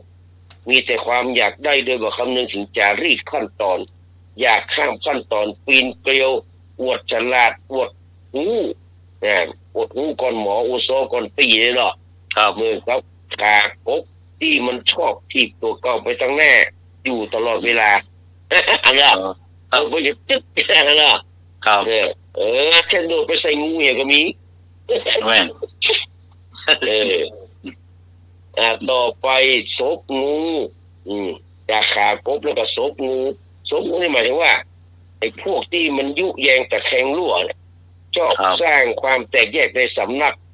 สร้างความร้าวฉานคืองานของเขาเนี่ยนะพวกนี้นะครับ ชอบสร้างเรื่องให้ครูปวดเสียนเวียนเก้าชอบนำไฟในไปออกในไปนอกเอาเข้ามาเหมือนปากอสรพิษเป็นว่าศพงูพวกนี้และสุดท้ายเป็นหูเอี้ยนหรือว่าหูปลาเนี่ยหูปลาอะไรไปเอี้ยนน่ะเนาะครับแม่เอี้ยนก็ท่อยิ่งแกยิ่งบืนเหรอล่ะครับมีหูด้วยนะล่ะคุณลือเหรอล่ะครับก็คือพวกจองหองว่าตัวเก่าเนี่ยหลวกพอละนงเยื่อยิงจองหองในวัยวุฒิคุณวุฒิของตัวเก่าเหมือนไปเอี้ยนที่แก่แล้วจะมีหูนะมีหูแต่หูเนี่ยไม่ได้ยินสักอย่างอ่ะก็ไม่ได้ยินนะมีหูแต่หูไม่ได้ยินเสียงนะรู้สักแต่ว่ามีหูแต่หาประโยชน์อย่างไม่ได้สักอย่างเลยแค่อย่างนี้คุณว่าบอกวนจะไปใกล้บอกวนจะไปสอนจะเป็นต้นเป็นตากับตัวเก่าก็มีประโยชน์ใดๆทั้งสิ้นก็ฝากไว้กับสาธุชนทุกคนทุกท่านที่ติดตามรับฟังรายการตั้งสถานีขึ้น 104.50 ไม่ไปเฮิรตจะได้เวลาเอาลูกเปล่าเอาไปนอนละขอนำรายการจากท่านผู้ฟังไปก่อนนะครับกราบนมัสการขอบพระคุณท่านพระครูสมุวิสุวัฒน์วรกิจโจงผู้ในวยการสถานี 104.50 ไม่ไปเฮิรตเจ้าวัดฝ่ายหินกราบขอบพระคุณท่านพระครูใบยิกาสมัครยานะสีโรผู้ช่วยเจ้าวัดฝ่ายหินเอิ้นพร้อมพระอาจารย์ดร.แล้วก็ขอบพระคุณพี่พิสมัยสุริโยดรขอบพระคุณสามเณรเอาลักถ้าฟังอยู่เนอะแล้วก็ขอบพระคุณลุงนุ่ยสว่างเมฆเนอะครับผมครับคุณผู้เสียงผู้สายมีพี่กรพี่ตองพี่เป็ดหลวงปักพงหลายคนแฟนพันธุ์แท้เนาะครับวันนี้ได้ติดตามรับฟังกันต่อไปก็จะขอนำรายการจากท่านผู้ฟังไปก่อนวันศุกร์ปะกันใหม่ที่เก่าเวลาเดิมวันนี้กราบนมัสการขอบพระคุณและกราบสวัสดีครับครับผมขอบคุณครับดร.สมนาเจษฎีนะครับผมครับขอบคุณนะครับนี่มาความรู้กับเราเลยยอมเคยได้ยินเดียวนะเนาะครับไปก็อาการหนึ่งต่อครับอาจารย์ครับกำบ่เก่ากะกำบ่เก่าสมัยละอยู่เก่านักพิจารณาปิกไปแล้วนะปิกไปแล้วครับกำบ่เก่า10ฮื้อกะบ่เต้านาแจงเดียว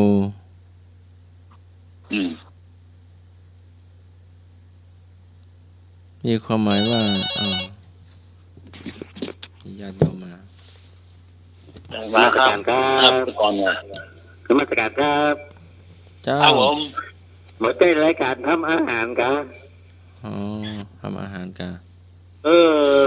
ห้องพี่พรน่ะมาทำกับข้าวครับเนาะแล้วเบอร์แฟนท่านให้เบอร์ยังหน้าไหมขอหมูก็หายไปเป็นเดือนเนาะเข้าใหม่ปุ่มยาเรากับเข้าใหม่ไม่ยาแล้วก็เอาอย่างอื่นมาทดเอาก่อนครับก่อนมา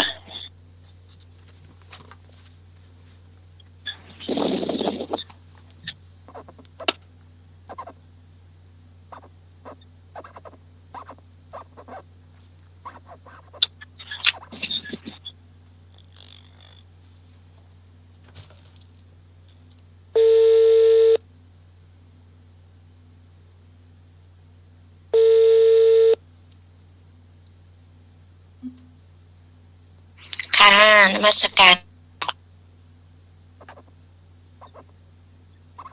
ครับผม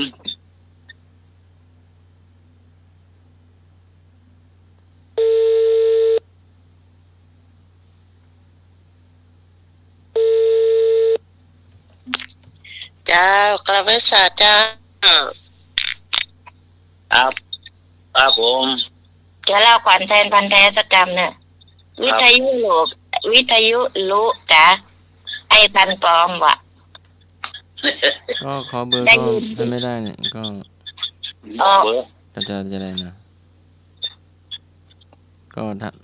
แฟนมาแล้วก็มาแล้วเนาะนะครับโทรศัพท์ไม่เบอร์ไม่ได้โชว์ไม่ได้โทรเข้าในมือถือเนาะครับที่จริงเขาก็ฟังเราอยู่นั่นแหละได้ยินข่าวว่าอันวิทยุรู้ว่ะ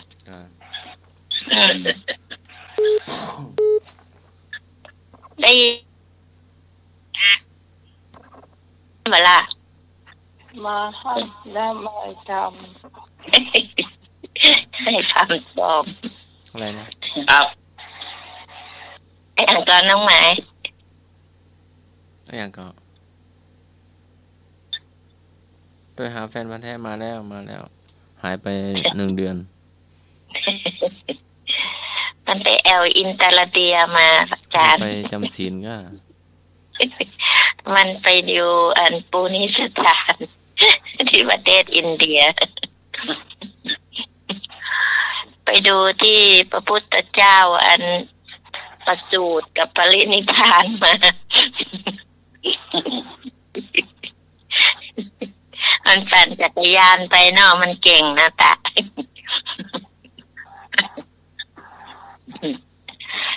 เมื่อกี้อาจารย์สมัครว่าอย่างนะ10กาบ่เต้านาแจงเดียว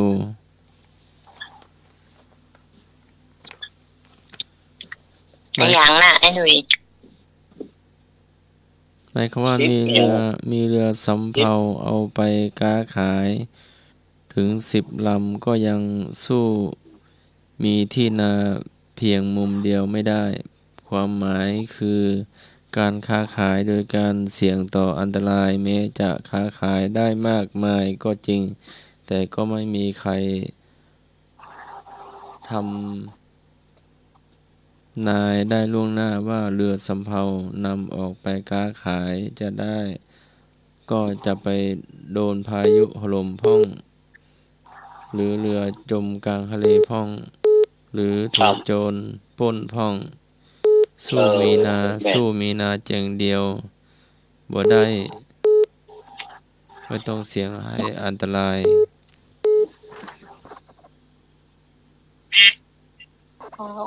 ำกรรม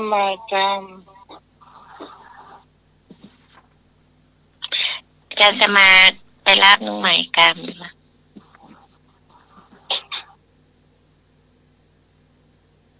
เดี๋ยวหาโพลขับก่อนเนาะ น้องวานหายไปไหนละ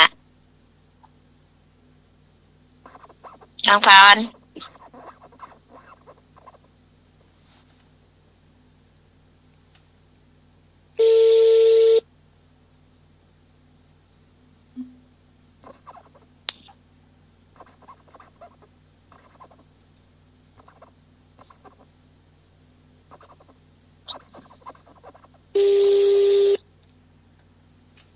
อกำเนิด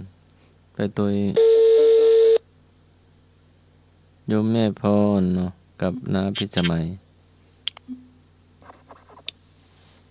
ได้ยินแล้วจ้ะนิติกรต่อรายชื่อมาประกาศจ้ะแกพรุ่งนี้ก่อนที่174ประกาศไปแล้วจ้ะแกบอกว่าให้ประกาศพรุ่งนี้จ้ะ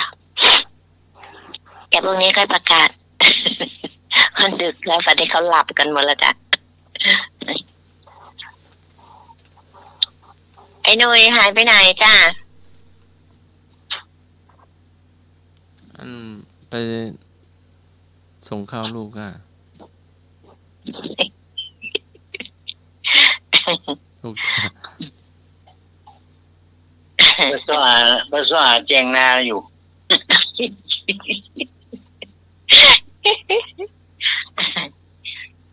ผู้ก็ประกาศเนาะจ้าว่าอัน เป็นนั้นแกบอกไปละเดี๋ยวอุ้งนี้ถึงประกาศมาไว้หาเจงหน้าเหรอหาเจงหน้าอยู่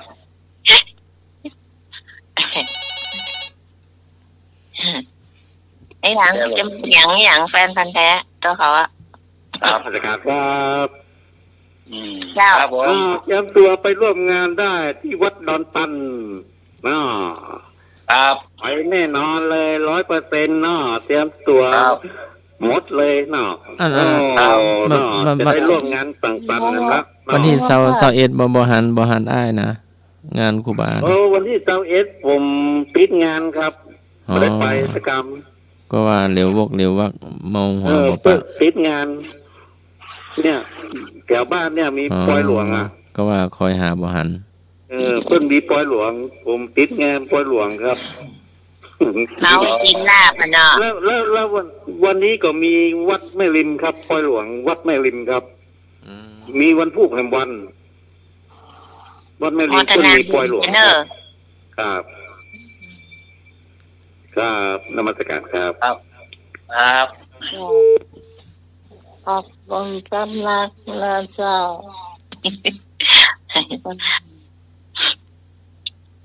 ยังไม่ได้แสดงความยินดีแต่อาจารย์สมัครเลยอาจารย์สมัครเป็นอะไรอย่างกับอันธรรมมาตรฐานก็เป็นผู้บริหารอีนอเจ้าเป็นผอเป็นผอแสดงความยินดีด้วยนะเจ้าพระครูสุวิศวะแต่งตั้งแล้วก็รองผอหลวงพี่กิตพันธ์หลวงพี่ราชตะเนาะแล้วก็รองเห็นอาจารย์ผู้ช่วยศาสตราจารย์ดร.วิโรจน์อินทนนท์เนาะครับแล้วก็กรรมการวัดด้านกฎหมายเนาะหานายก้อยหานายอะไรนะจำชื่อแต้บ่ได้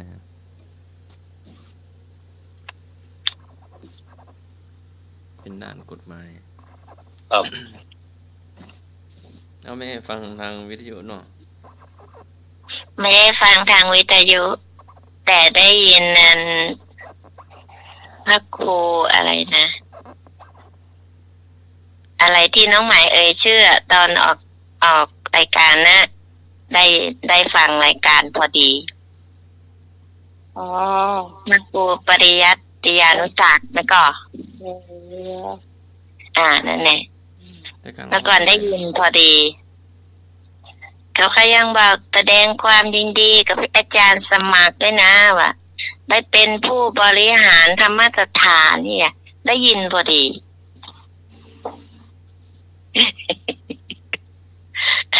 เพิ่งออกรายการเพิ่งเคยยินเอาละทีนี้ตัวเป็นเกี่ยวหัวเป็นน็อตแล้วอาจารย์สมัคร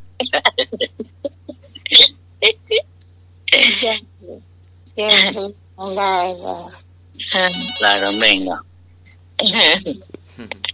ได้เลยอีเรามีผู้ช่วยเยอะโยมพ่อเป็นเงินเดือนกี่พันครับผมบ่มีนะกี่พันอย่าบอกเงินเดือนไม่มีเอ็ดนี่ว่าเงินเป็นแสนเป็นผู้บริหาร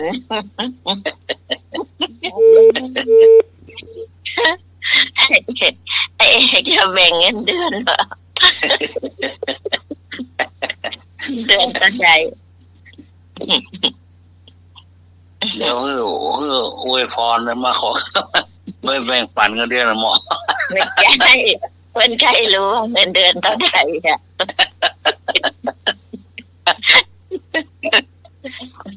บอกมาได้จุดเร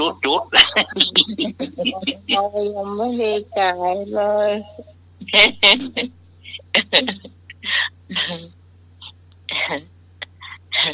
ไอ้หนุ่ยมาเล่าเชื่อไงไอ้หนุ่ย รับจ้างอ่ะ ที่ไอ้เอกจบไปหรอ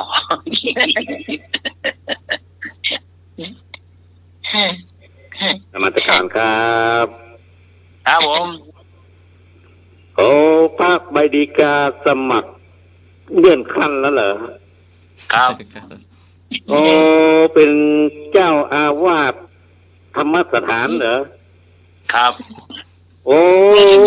ลองป้าครูสมุทรวิศวัตอยู่นอกเป็นใครเจ้าวาดเป็นผู้อำนวยการเนี่ยไม่ใช่เป็นเจ้าอาวาสอนุโมทนาด้วยนะครับพระใบดีกาสมัครครับอนุโมทนาด้วยขอบใจนักนะดีใจมากเลยครับว่างๆผมจะไปเยี่ยมนะธรรมสถานน่ะที่สวดจะไปอยู่ครับไปช่วยดูแลครับน้อ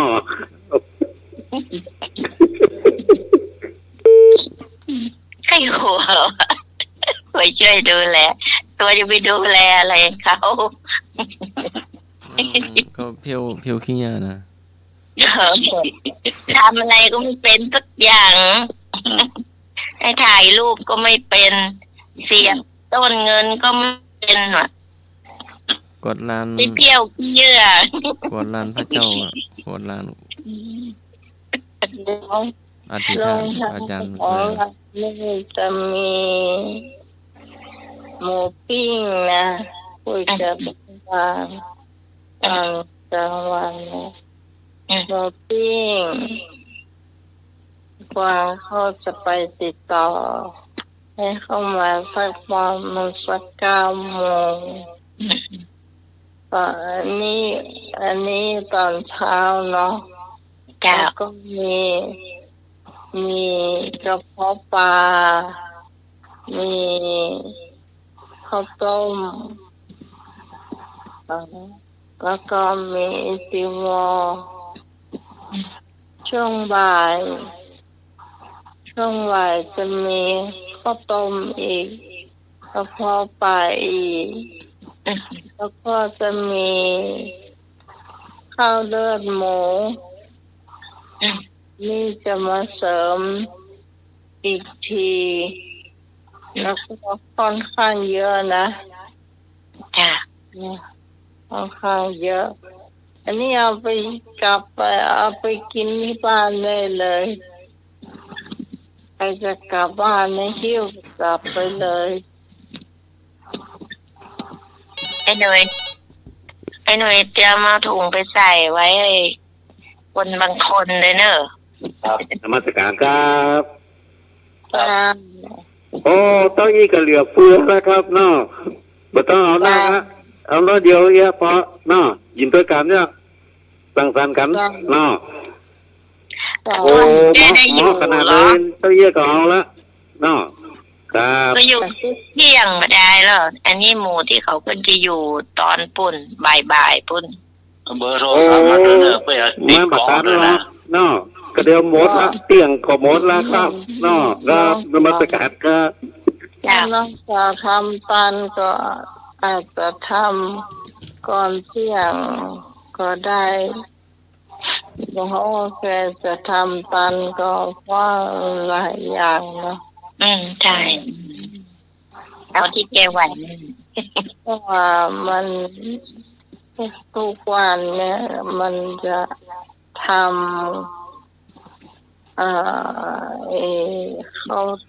ข้าวเลือดหมูเนี่ยช่วงบ่ายที่น้ำไม่ชอบเนี่ยก็คือข้าวเลือดหมูเนี่ยที่มันมีผักชิงยูช่ายใครเพิ่งเคยกินนี่ก็ลองดูจาก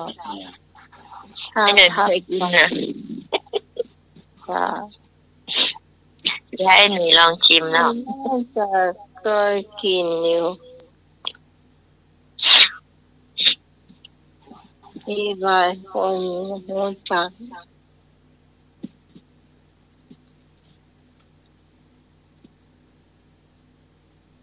น้องพรหายไปไหนน้องพร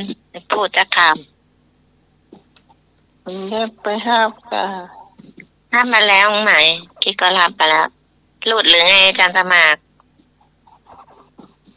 เดี๋ยวหาผลแล้วครับก่อน เจ้า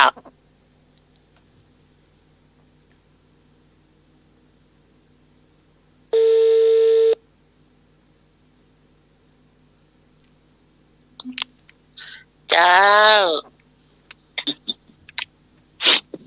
แกไม่เอาได้อาจจะเปล่าเดี๋ยวเป็นแบบหาแว่นตาอยู่บนหัวได้ยินหรือยังจ้าได้ยินแล้วครับเจ้าโอ้ย ตะกี้มันหลุดไปแล้วค่ะนั่นน่ะไป โอ้หน่อยค่ะดาวเพลงเลยล่ะทำไมไม่กำมั่นแล้วมันหลุดไปอ่ะ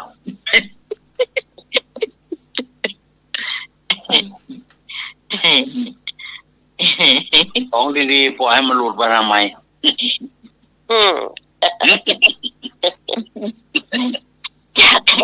จากอัน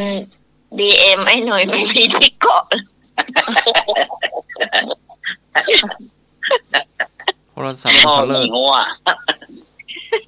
วันนี้มีพายุเข้าหรือเปล่าคะที่เชียงใหม่เจ้าฝนตกเมื่อแรงฝนตกตอนเช้าละเจ้านี่ตกเมื่อแรงนะตกเมื่อแรงที่ละปูนที่ละปูนประมาณ 9:30 นอ่ะจ้ะปกติเขาเย็นแต่เช้าเนี่ยเห็นว่าพายุมาทางไม่ตอนบ่ายอำเภอแม่อายนะลมพัดนะโอ้ตอนนี้อากาศสูดอากาศได้เต็มปอดแล้วเนาะเที่ยวก่อยเนาะได้เก็บตกได้ฟังข่าวไม่ได้เห็นนะใช่ฟังข่าวเที่ยวสมทแล้วก็ฟังนมัสการครับ นี่ปีนี้พายุบ่นักเนาะบ่เคยนักเลยประเมินปีที่แล้วโอ้นักขนาดเลยเนาะปีนี้บ่เคยมีเนาะเพิ่งมามีเมษาเนี่ยกะหลังปีใหม่เนี่ยเนาะโอ้ตะกอนมีนักขนาดปีที่แล้วนักขนาดเลยมันถล่มไม่ดีมากโอ้ลาบเลยไม่ดีมากตะกอนโอ้นักขนาดเดี๋ยวนี้มีแล้วเนาะครับนมัสการครับครับผมทั้งดอยดีครับเขาว่าจะมีเนี่ยสิ้นเมษาไปแล้วเนี่ยถ้าหลบฝนจะเข้ามานั่นนะพายุจะมีเนาะได้ยินเปิ้นคาดการล่วงหน้าเอาไว้อย่างเงี้ยแต่มันยังไม่มาถึงเนาะเราก็ไม่รู้ว่าป่าทั้งดอยดีแล้วใช่ทำให้ฝุ่น PM หายไปแล้วก็มันจะทำเหมือนอย่างก็มันเหมือนเทสหอบก็ออกละยังที่นึกถึงเฮดทอบอยู่เลยมาเฮดทอบมาเหมาะโอ้เอาขั้นฟังอย่างมีมามีโอ้เฮดทอบไม่เดี๋ยวยังไงบอกแฟนพันธุ์แท้พายุอันนั้นไม่มาเนี่ยพายุอารมณ์ไปก่อนเนี่ยมีเยอะขนาดหรือว่านั่นไม่โอ้ก็เฮ็ดทอบมาหมอโอ้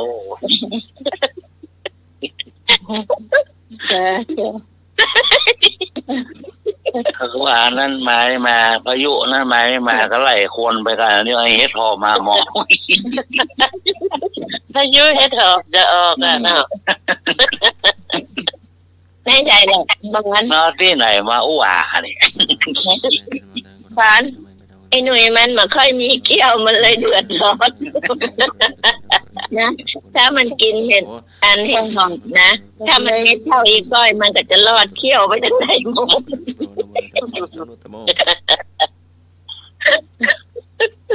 มันเลยเดือดร้อนเฮ็ดนมมาก็ได้หรอ ต้มเค็ม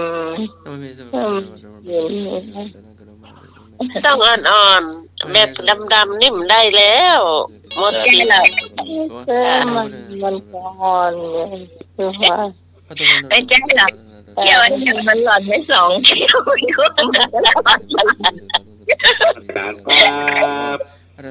อีนี่ดวงมาคดีเลยก้อนปีใหม่เลยรู้เราสองที่ หมอขนาดแมงมันอ่ะเดี๋ยวแมงมันบอกว่าครับออกจากเนี่ยแมงมันน่ะหมอขนาดผมชอบขนาดเลยชอบกินแมงมันเนี่ยปวดติดเดือหมอขนาดเลยครับมาตะกี้แมงมันสลาม อายุแมงมันมาโบราณเข้าไม่รีบโบราณ ชอบกินของแปลงแต่แท้ อยากกิน150 ดู อยู่ลำอย่างเดียวชอบพอก็กินอย่างเดียวเนี่ยจางภาษาคอกินอย่างกับบลำอย่างกับบลำสักอย่างกินกับมะม่วง ล้ำกินมากอะลงคอแล้วมันเลยย่างบ่ละ อย่าไปพูดแบบนี้คือเป็นใครไม่รู้ ไอ้เป็นยังจ้างยัง แต่วิศวรอันผ่าตังมาใหม่ๆเนาะ ครับ ที่ทำกับเจ้าหนูมันทำกับข้าวเนี่ยก็เลยบอกว่าแล้วเขาก็บอกว่าแม่กินเยอะๆจะได้มีแรงกินเยอะๆแล้วก็กินยาจะได้มีแรงก็คนมันอยากกินเมื่อกินไม่ได้ก็บอกเนี่ย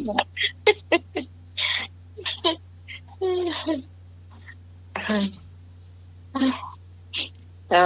แม่ไหนบ่มีเนาะแม่บ่มีเตียวเนี่ย ต้อง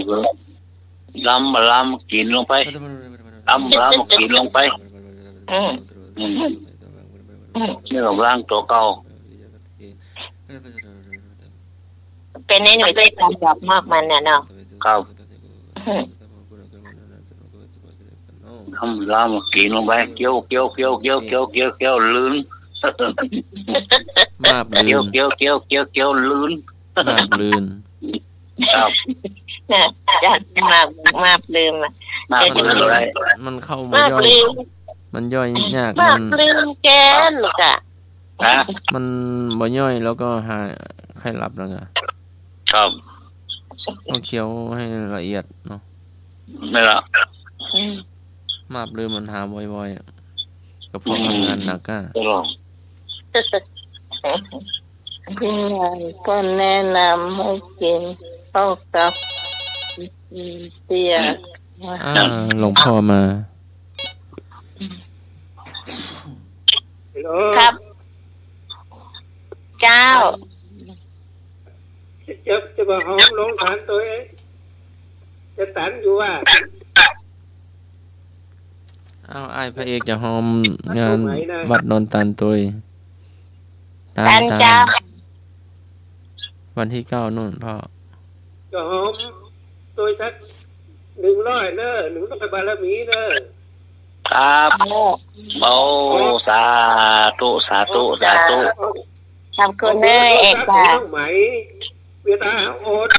นไม่ได้จะโทรไปหาบอกว่าโอนมาแล้วเนอะอีไหนต้องไหมรับผู้กันนะครับ ข้าวน้องใหม่เนาะ เบอร์ที่ว่าธนาคารนี่แหละเจ้า อีคนก่อนเนี่ยที่หนุ่ยร้องกิน2 มิถุนายนนะก่อนจุดหอมน้องใหม่500ที่งานวัดไผ่หินนะ อ๋อเจ้า เบอร์ธนาคารมีหมดที่จะขอเบอร์โทรศัพท์ของน้องใหม่แล้วธนาคารมีค่าหลานไม่เอาหาดูมันกดในโทรศัพท์ต๊บ ป๊บเลยนะแล้วก็จะถ้ามันเข้าป๊บก็จะโทรมาบอกโทรมาหาน้องไหม เจ้า ที่ฝ้ายของเบอร์นี่มันจะลงตั้ง8 6 5เนอะถ้าน้องไหมรับจะได้ที่ตื่นมาได้มีมือ8 5เนี่ยโทรกลับมาหรือว่าจะโทรไปหารับมาบอกว่าโอนเงินเข้าแล้วเลยนะน้องไหมจะได้รับผู้ ครับ เจ้าไอเอกเจ้า ถ้าเผื่อน้องไหมหลับปิดโทรศัพท์ไอเอกก็โทรมาหาหน่วยก็ได้เบอร์หน่วยก็มีนะเจ้าเพราะว่าถ้าไอเอกโทรหาน้องไหมถ้ามันแบบจีดอ่ะไอเอกก็โทรไปหาหน่วยก็ได้จ้ะเดี๋ยวบอกไว้หน่วยคนละนี่จะรับไว้เนอะจ้ะเผื่อมันไม่ติดเนี่ย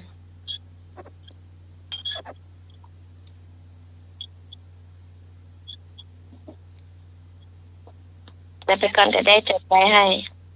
ดีแล้วหรอครับ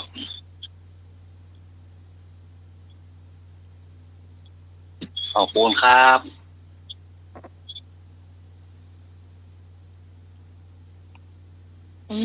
จะบอกนะจะบอกเลยเลขอ่ะเลขโทรศัพท์หรอเลขครับเลขกลม062ครับ062 305 5057 062 305 5057ครับนั่นแหละถ้าเผื่อน้องใหม่ปิดโทรศัพท์เพราะว่าเพิ่นให้พักผ่อนเนาะ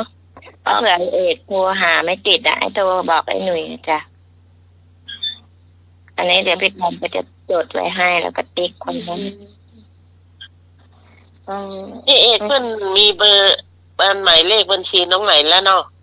นี่แล้วมีแล้วแต่ว่าเพิ่นโอนตอนนั้นเพิ่นฝากทำบุญที่วัดไฟอีก100ครับเอกโทรหาละครับผมอีกแล้วเนาะใช้ได้เนาะเอกโทรมาละครับขอบคุณเอกนะครับน่าอยู่ตั้งไกลก็ยังได้บุญครับอยู่กับเยาน่าบุญใจเด้อเอกเด้อครับ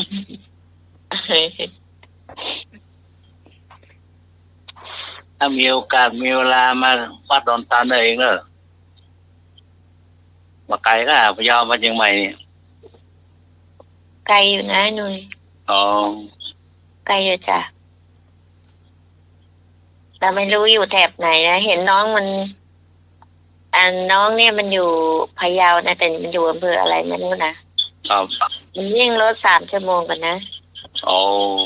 ไกลนะแกเนาะไกลเป็นกันจ้ะแต่ไม่รู้ว่าไอ้เอกอยู่ช่วงไหนอ่ะมันจะไกลหรือว่าจะไกลแถวกว้านนะก็เอกอะ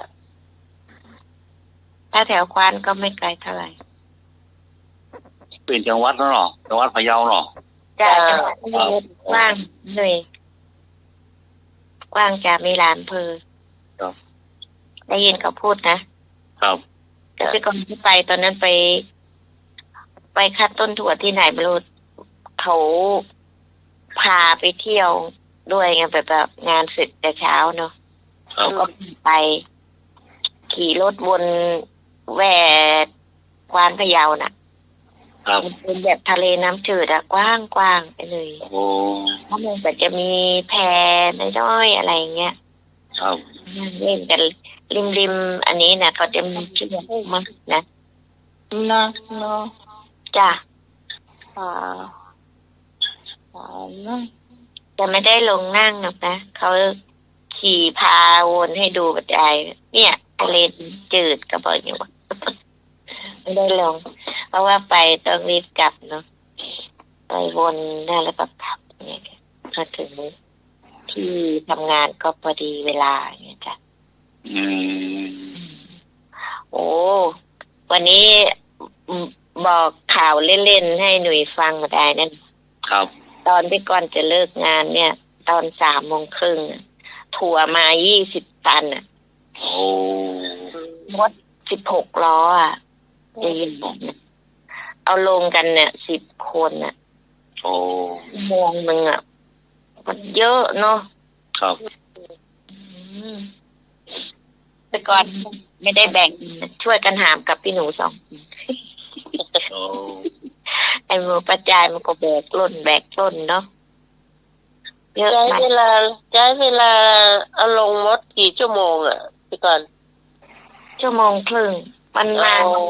3:30อ่ะทำได้งาน5 โมงอ่ะใช่มาจากพะเยานะรถท่านก็มาจากพะเยาไปทำถั่วที่พะเยาด้วยนี่เขาไปตั้ง 2-3 วันแล้วอ่ะอันนี้เขาเช่ารถมาไอ้รถมาส่งก็ต้องอัดมาเต็มที่อ่ะเนาะเยอะถั่วมันไม่แห้งพรุ่งนี้จะได้ตากอย่างเจ้าเป็น10 เจ้าทั้งหมดทั้งมวลเป็น20-30 เจ้านั่นมัน3 กระสอบก็มีแต่เจ้าเป็น30ก็มีอย่างเงี้ยมันเยอะแต่ก็สนุกสนานดิเป็นห่วงแบบนี้อย่างเงี้ยนะมันสีมาเสร็จแล้วกะพี่ก่อนค่ะต้นอันสีมาเสร็จแล้วกะกระเทาะเปลือกจ้ะยังแกเอามาอย่างสมมติว่าเอามาก็ถ้ามันไม่แห้งก็ลงผ่าเนาะลงผ่าถ้าเก็บก็เอาไปเกรดเนี่ยเหมือนเอาขี้กากขี้อะไรออกหมดเนี่ยจ้ะแล้วก็ถ้ามันไม่สวยถ้ามันความงอกมันผ่านมันก็จะส่งคัดพันมันมีหลายพันเนาะมี84-2ถั่วแระนั่นนะจ้ะใหม่60แล้วจอ5แล้วก็เชียงใหม่7มันมีอยู่4,000ที่ก่อนเขาตากที่เขาทำอยู่นะเอาเรื่องส่วนตัวมาเล่าให้เป็นเกร็ดเล็กๆน้อยๆไอ้เล่าไอ้อย่างอ้อหรืออย่างมีตอนที่แม่ปลูกถั่วมันเป็นถั่วอะไรก็ไม่รู้สักประมาณคืบเดียวถั่วอะไรอ่ะวันมะพร้าวนะ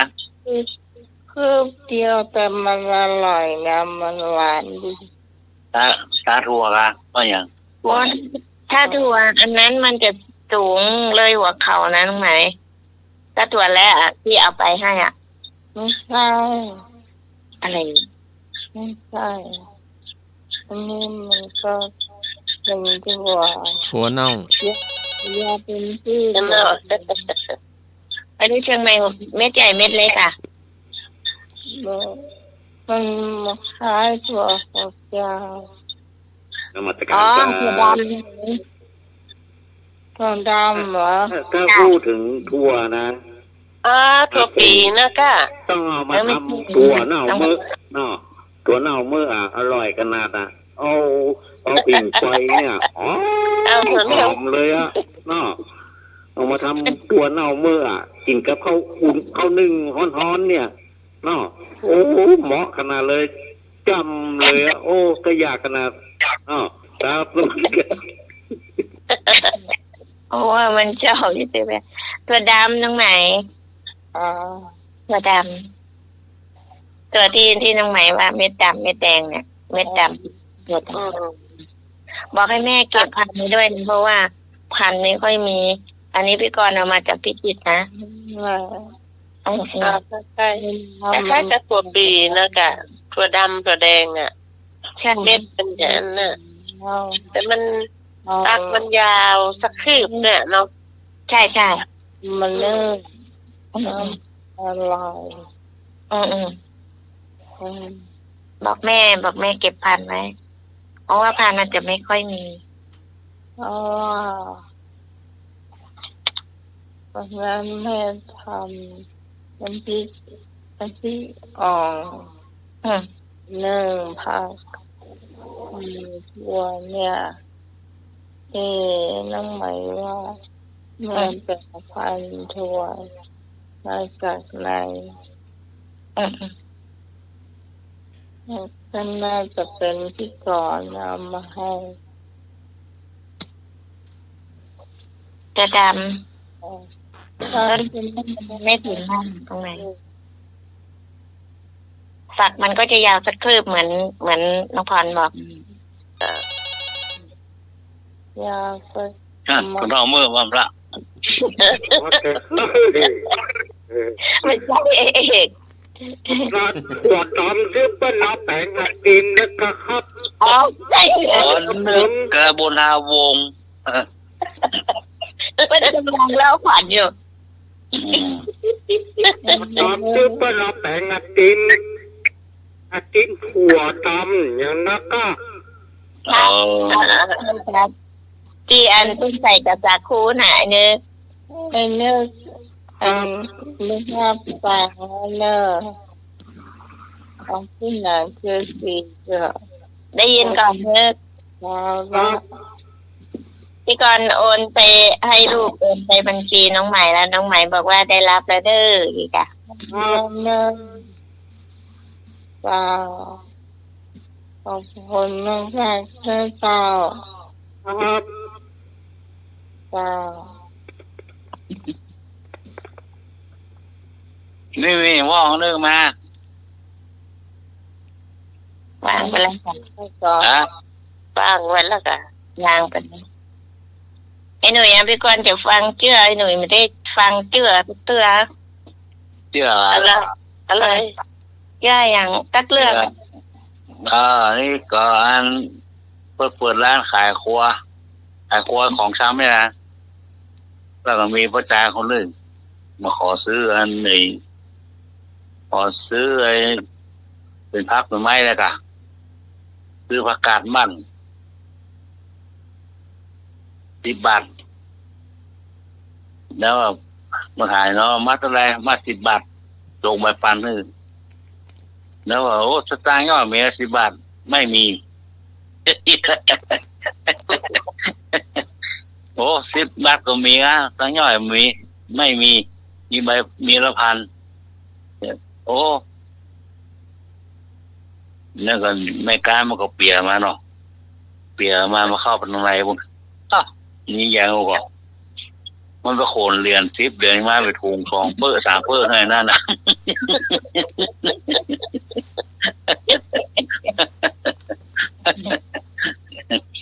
เปียไปปานเข้าบันไดบนเปียเรียนทางเรียน10 เดือนเนี่ยครับไปถุงยองของหน้าก็ประกาศตังทอน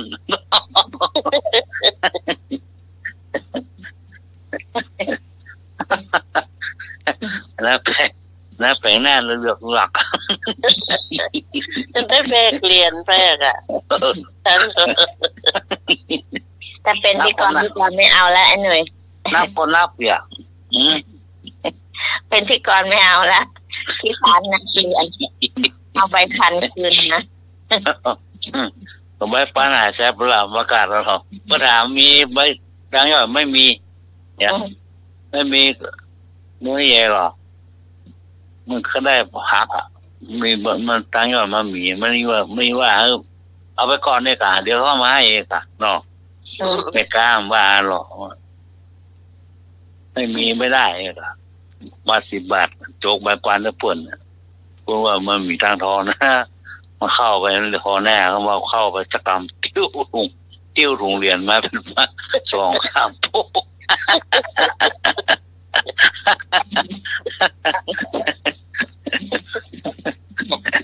แต่เป็นนี่ติ้วถุงสตางค์เรียนไปเป็น3-4 ถุงว่าการไหนมัน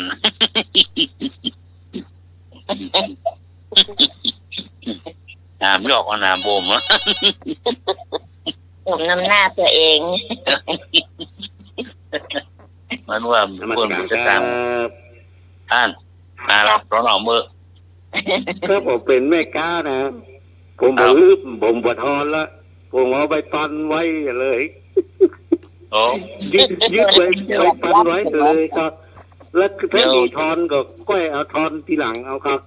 เนาะเดี๋ยวพี่ว่ายักยอกทรัพย์หมดอ่ะยับหัวได้ใจอันนี้18 อ่ะ900 บาทยักยอกเพิ่นได้ใจอ่ะเคยตอนเตออีกอ่ะได้เยอะกว่ามาเขาไปซื้อชิ้นอย่างมาเคยมาป้าเพิ่นว่าสร้างย่อยมีไปไหนก็ไปยืนเบ่งเพิ่นน่ะก็กรรมการแน่นแท้ก็อย่ายืนเบ่งมันว่าไม่ไกลที่ร้านขายครัวน่ะเขาไปปันนะถ้ามีจะอาทรที่เขาเอาไปกันเตอร์ไอ้นี่นะไปแล้วไปเลยปิ๊กมันใหญ่สักเสื้อมันก็ได้กำเนี่ยกับคนที่ซื้อครัวมาขู่ไปปานเพื่อนอ่ะนี่น่าจะเนี่ยไม่มีเปียกเข้าบันไดวะเอาถ้าจะโดนหลายรอบแล้วน้อยหน่อยกระท้อนน่ะเนาะมันอุ่นใจว่าไม่กล้าคือว่าเอาไปก่อนแล้วเดี๋ยวมาให้ทีหลังเองกะเนาะนี่มันได้เปียกสตางค์เข้าในวะเข้าติ้วลงเรียนเป็นเรียนเลยเป็นทุงประชุมถุงละร้อยกี่ถุง9 ถุงไปอ่ะ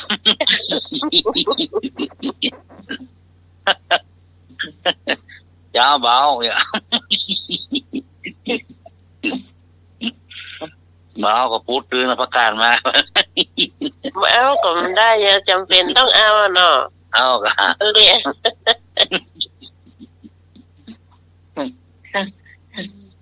มันบักน้ำพักรัดป้าเดียว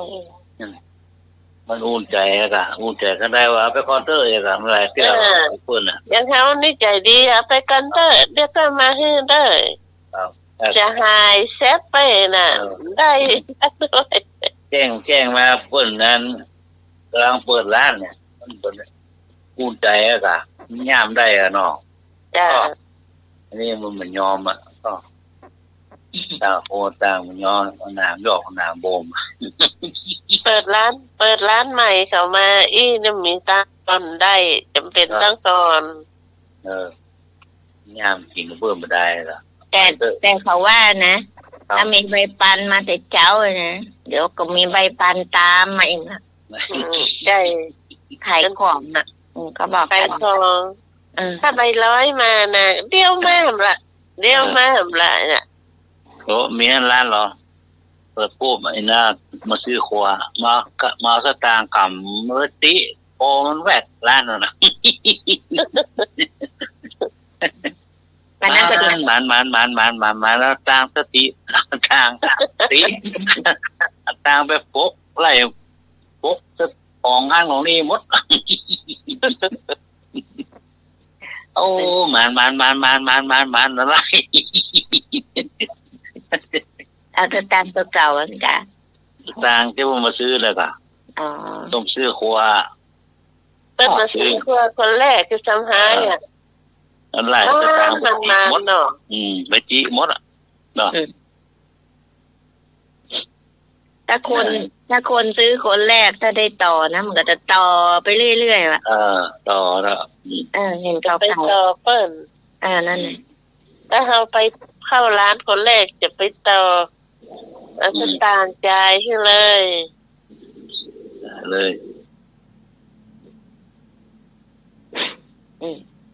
มาแล้วลูกสาวเข้าบ้านนั่นแหละมาแล้วจะเหมือนของไม่นานเช็ดดีพอจะมันไม่ทำไปนอนนั้นถ้าจะนั่งพอหน้าอยู่ฮันน่ะเนาะเข้าบ้านแล้วเข้าไปนอนพ่อนี่ถึงเวลาไม่พาลูกไปนอน ดี๋ยวก่อนนะเรื่องนั้นนี่ล่ะลูกกบลูกเกียรพาไปนอนหรือยังนะลูกกบลูกเกียรไอ้หนุ่ยพาไปนอนยังเครียดลูกหนุ่ยมันมีน้ำค่ะบางเนี้ยวันนี้เสียงมันค่อยดังเฮ้ยแต่วันนี้ฝนตกอ่ะฝนตกก็ได้ยินเสียงนั่นหรอเฮ้ยเกมนี้เกมตัวมันเสียงมันค่อยดังหรอจะให้น้ำรักเกิดอาจารย์สมัครหายไปไหนตกโตมายื้อคอแนวนั้นเหรอโอ้โหแล้วออกไปไหนสบายแต่บางเมียว่องนั่นแหละ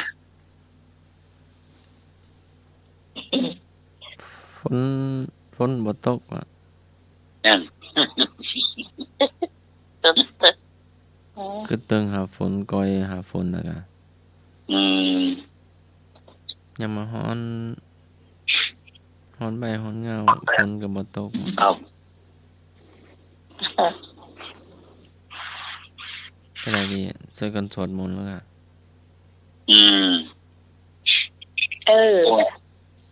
ได้ยินใครนะหลวงพ่อมันนิดหรือใครไม่รู้อันที่เขาสวดมนต์ให้ฝนตกอ่ะอาจารย์สมัครอะไรอย่างก็ชื่ออย่างก็คาถาขอฝนกะจ้ะอะไรอ่ะที่เขาสวดมนต์แล้วฝนตกอ่ะก็เป็นอันตกก็ดีใจเหมือนกันเนาะจ้ะได้จุ่มในบานได้เย็นอากาศก็ดีเนาะต้นไม้ก็ชุ่มชื้นฝนหายหมดโอ้วันนี้ดีเนาะอากาศเย็นเนาะเย็นก็ดีอ่ะแต่บ้านพี่กรตกน้อยเดียวเองขนาดน้ำลองที่ใจคาในกำมังอ่ะได้สักคุดถังน้อยๆแต่มันก็ยังดีเหมือนดับฝุ่นไปด้วยอ่ะได้ละลมกับมันไม่แรงเรียกว่าลมพัดฝนไปของใจเนี่ยอันนี้มันก็มีลมพ่องใบไม้เต็มหน้าบ้านนำเดินเนี่ยพวกเจ้านี่ได้กวาดนะโอ้ลมพัดเนาะจ้ากลางเตียวท่านนะโอ้ต้นวาสนาเนี่ยใบร่วงเป็นแถวเลยจ้ะ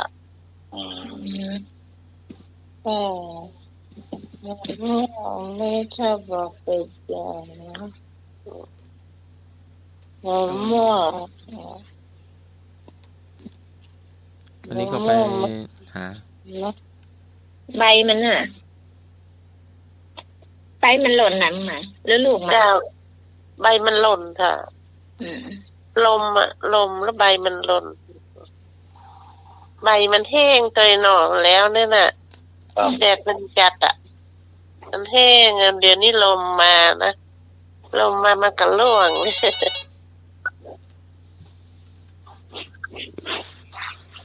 นมัสการครับหน้านี่มันมีลมเยอะหน้าฮ้อนเนี่ยมันมีลมเยอะเอาลมมาตัวน่ะพายุพัดเอามากระนำเลยก็ใบไม้ร่วงหมดเนี่ยแถวแม่ริมโอ้ใบไม้ร่วงเต็มเลยแม่ริมข้างถนนเนี่ยเต็มเลยมันร่วงใบไม้ร่วงโอ้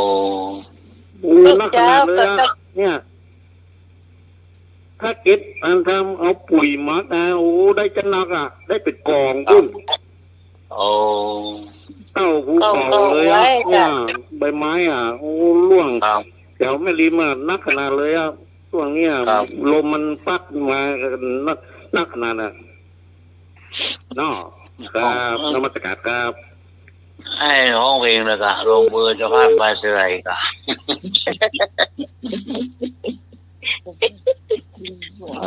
จะหอบรักไป ใครคนไหน โยมเอ้ยหอบรับไปพูดเหรอ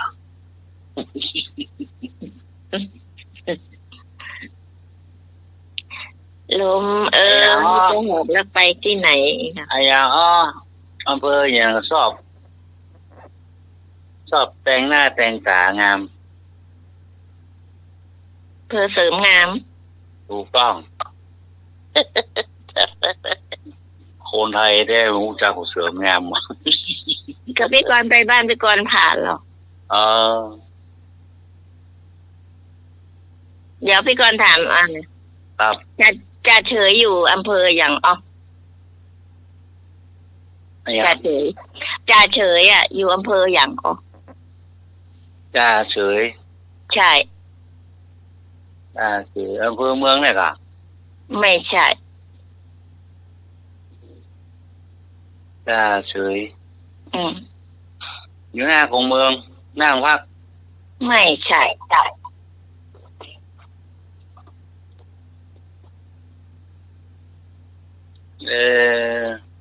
อยู่บ้านเราได้ค่ะ อยู่จังหวัดเชียงใหม่นะอยู่ตำเนี้ยอยู่ภาคเหนือเนี่ยอยู่เชียงใหม่นะคะอยู่ภาคเหนือตอนบนเนี่ยจ่าเฉยอะ ครับจ่าเฉยครับสวัสดีครับอีกอ่ะ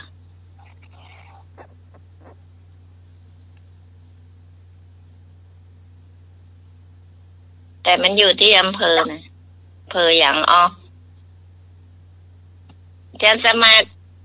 รู้ก็ตอบได้จ้ะอำเภอสามพี่น้อง ไม่ใช่ค่ะ อำเภอแม่วาง ไม่ใช่ค่ะเพราะมันได้อุ้มลูก อำเภอแม่ริม ไม่ใช่ค่ะ ถามว่าอะไรนะ จ่าเฉยอยู่อำเภอหยาง จ่าเฉย อยู่เนี่ยอยู่ภาคเหนือตอนบนนะภาคเหนือ พะเยา ไม่ใช่ค่ะ โมแป้ ไม่ใช่ค่ะ หน้าผมใช่ ไม่ใช่ค่ะ อำเภอรอง ไม่ใช่ค่ะยอมแล้วยอมแล้วยอมแล้วการแล้วพี่กรณ์ไปบ้านนะตะกี้พี่กรณ์ก็บอกว่าไปบ้านนะก็อำเภอเสริมงามมันก็จ่าเฉยเปิ้นตะเบะทุกคนเลย อยู่อำเภอแม่พริกเจ้า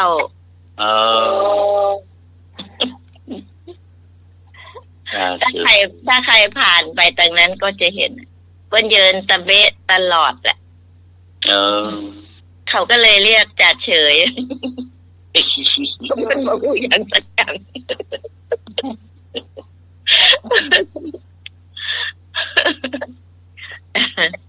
การก็มันจริงๆหลายหน่วยแต่พี่กรณ์ก็ไม่รู้เพิ่นผ่านอันจ่าเฉยยืนอันตะเบะเกาะพี่กรณ์ก็ไปได้ดูเนาะไม่ผ่านว่ะอะไรอำเภอแม่พริกนั่นไม่ผ่านเหรอเดี๋ยวทีนี้พากลับไปก็ดูเขาตะเบะอยู่ตรงไหนแต่พี่กรณ์ไปบ้านได้ดูเป็นเอาหุ่นไปตั้งในหน่วยแต่งตัวเป็นตำรวจแล้วยืนตะเบะอยู่เขาเรียกแกตะเบะหรอจ้ะเขาก็เรียกแกว่าจ่าเฉยยังไม่ถึงทำเอามือมาละครับผมแล้ว น้อมันเผ็ดผมบอกไปมันเผ็ดน้อแม่พี่จ๋ามันเผ็ดผมบอกไป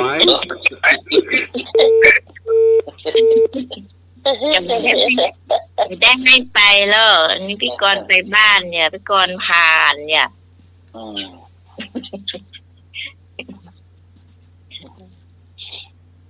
จะท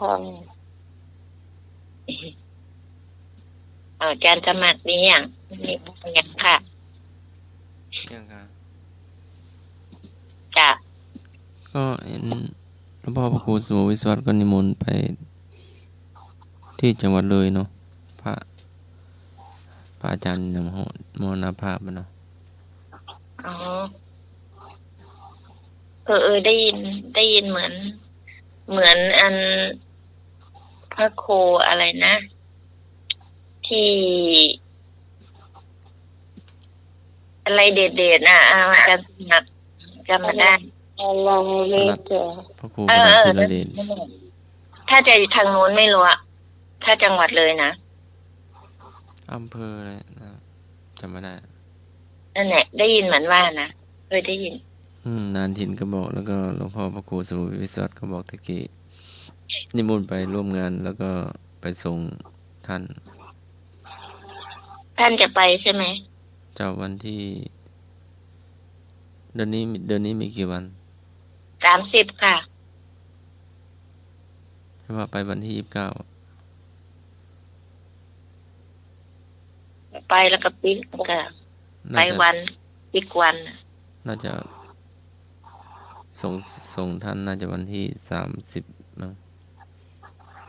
ถูกเสร็จก็ปิ๊กมาเนาะ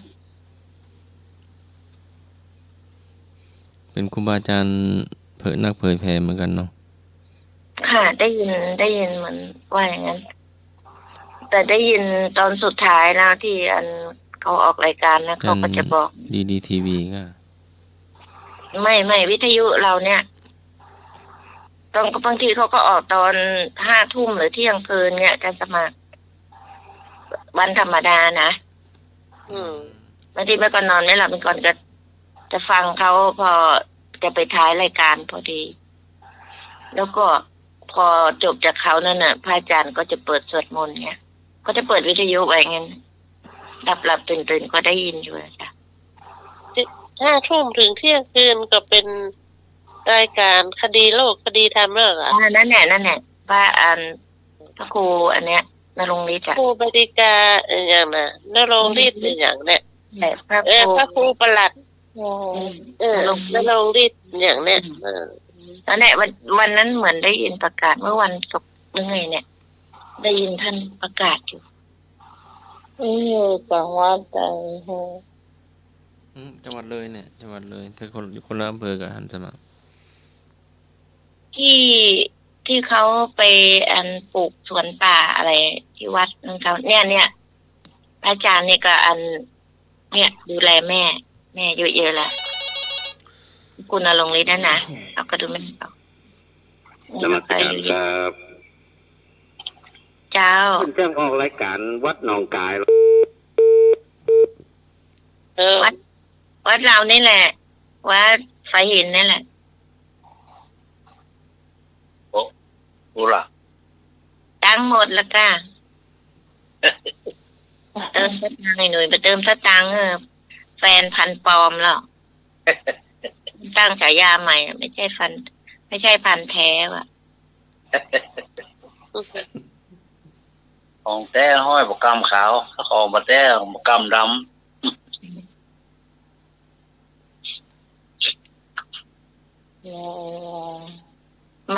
มันตลกอยู่อย่างนะห้อยประคำเต็มคอกลัวผีอาจารย์เน้นรักเร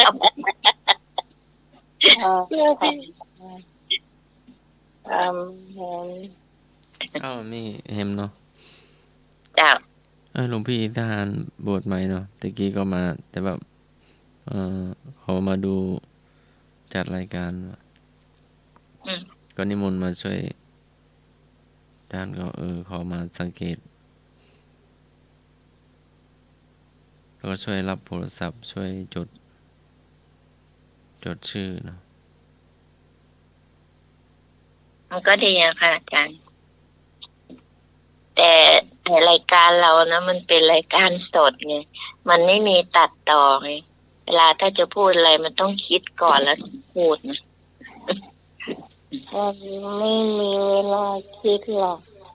ใช่พูดแล้วพูดเลยผิดแล้วผิดเลยใช่อ่ะถ้าผิดแล้วมันจะผิดเลยไง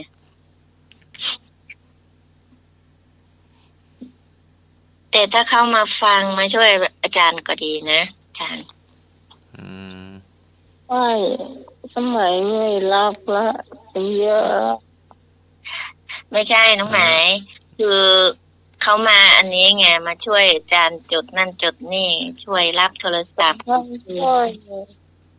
รับโทรศัพท์นี่พอได้ถ้าไม่ช่วยตัดรายการอีกยังไม่ไหวละคือรายการเรามันเยอะเกินไปเยอะก็คุมยากทีนี่ก็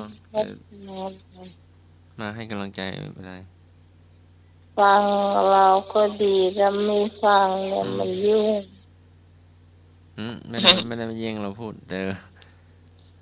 ชวนมาช่วยไม่ได้ท่านก็จะบวช20 วันเนาะอ๋ออยากมาดูว่าจะรายการแบบไหนใช่ไหมพูดยังไงกับพระเจ้ายังไงทักทายยังไงพูดใส่ไม้หรือว่า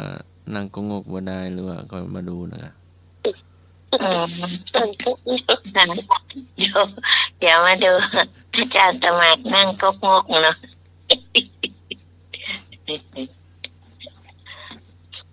นิมนต์ท่านมาท่านก็ไม่คุยก็ไม่ได้มาขับเนาะแต่ก็ทำวัดแต่6 โมงถึง3 ทุ่มสวดไปนะสวดมนต์ไปนั่งสมาธิไปเดินจงกรมไปทำวัดแปรพ่องสวดมนต์พ่องสืบชะตาเขาไม่อยู่วัดไฟหินหรือว่าไปอยู่ธรรมสถานก็อยู่บนวัดนะเดี๋ยวพวกนี้ก็สวดมนต์ธรรมสถานนี่วันอาทิตย์ก็พากันไปคุณแต่วันนี้ก็ไปเนี่ยไปวัดบรรพตสฤษดิ์คารวะไปกับใครประกาศโยมพินานเลียวโยมจอยหลวงพ่อพระครูวิศวัตรพระครูสวัสดิ์แล้วก็หลวงพี่เจมที่บวชใหม่ถ้ารถน้อยแรงก็ตุลุงหนุ่มตุโยทุกปีตะวันนั้นไปก่อนตั้งวันที่23แล้วหลังจากบวช3 4 5 3 วันสัตว์ก็ไป2 ลำรถเอาโรงทานเฉาก๊วยค่ะไปตั้งแต่ตี 5 2 ลำรถตู้เนาะถามว่ามีงานอะไรเขาเปิดสถานีไงน้องหมายสถานีแล้วก็เปิดสถานีแต่ก่อนนี้เขาอยู่ที่วัดนั่นก็เดี๋ยวนี้เอามาไว้ที่วัดบรรพตสถิตนี่แต่ก่อนสถานีอยู่ไหนนะอยู่วัดอะไรวิหารที่หลวงพ่อมรณภาพวัดอะไรนะบุญวาสบุญวาสใช่เห็นก่อนอยู่วัดบุญวาสมาตั้งไว้วัดจะเอามาตั้งไว้ที่วัดบรรพตสถิตเดี๋ยวนี้แถววัดบวรมีเจ้าบ้านมีแต่ป่านะแต่ในวัดมาก็เป็นพันอยู่ห่างบ้านอยู่ห่างบ้านนะแต่ป่าเยอะอันนั้นน่ะเมื่อก่อนเคยไปตอนที่เขาทอดป่าครั้งแรกป่านะแต่ศรัทธาไปนั่นนะ1,000 กว่านึกอ่ะจะมีแต่ต้นไม้เยอะแยะแล้วอาจารย์สมัครได้ขึ้นไปวัดไปแล้วจ้ะวัดก็กว้างนะขึ้นไปวัดตรงหน่วยโบสถ์นั่นแหละกว้างศาลาหน้าโบสถ์จ้ะแต่ที่มหาสมชาติจะอยู่นี่อันนั้นจะไปทำเองนะที่ตกหลังคามานั่นนะน่าทำคนเดียวช่างไม่มาจะงานจะให้แล้วที่ตอนนั้นที่ตกลงมา ดีว่าไม่เป็นอะไรมากแล้วเขาก็ทำศาลาไอ้นั่นน่ะที่ปฏิบัติธรรมหรือว่าเวลาหมู่นักเรียนผู้สูงอายุไปทำกิจกรรมอะไรต่ออะไรตอนนั้นกว้างแต่ที่มันไม่เสมอกันเนี่ยวันนี้ได้ยินอัน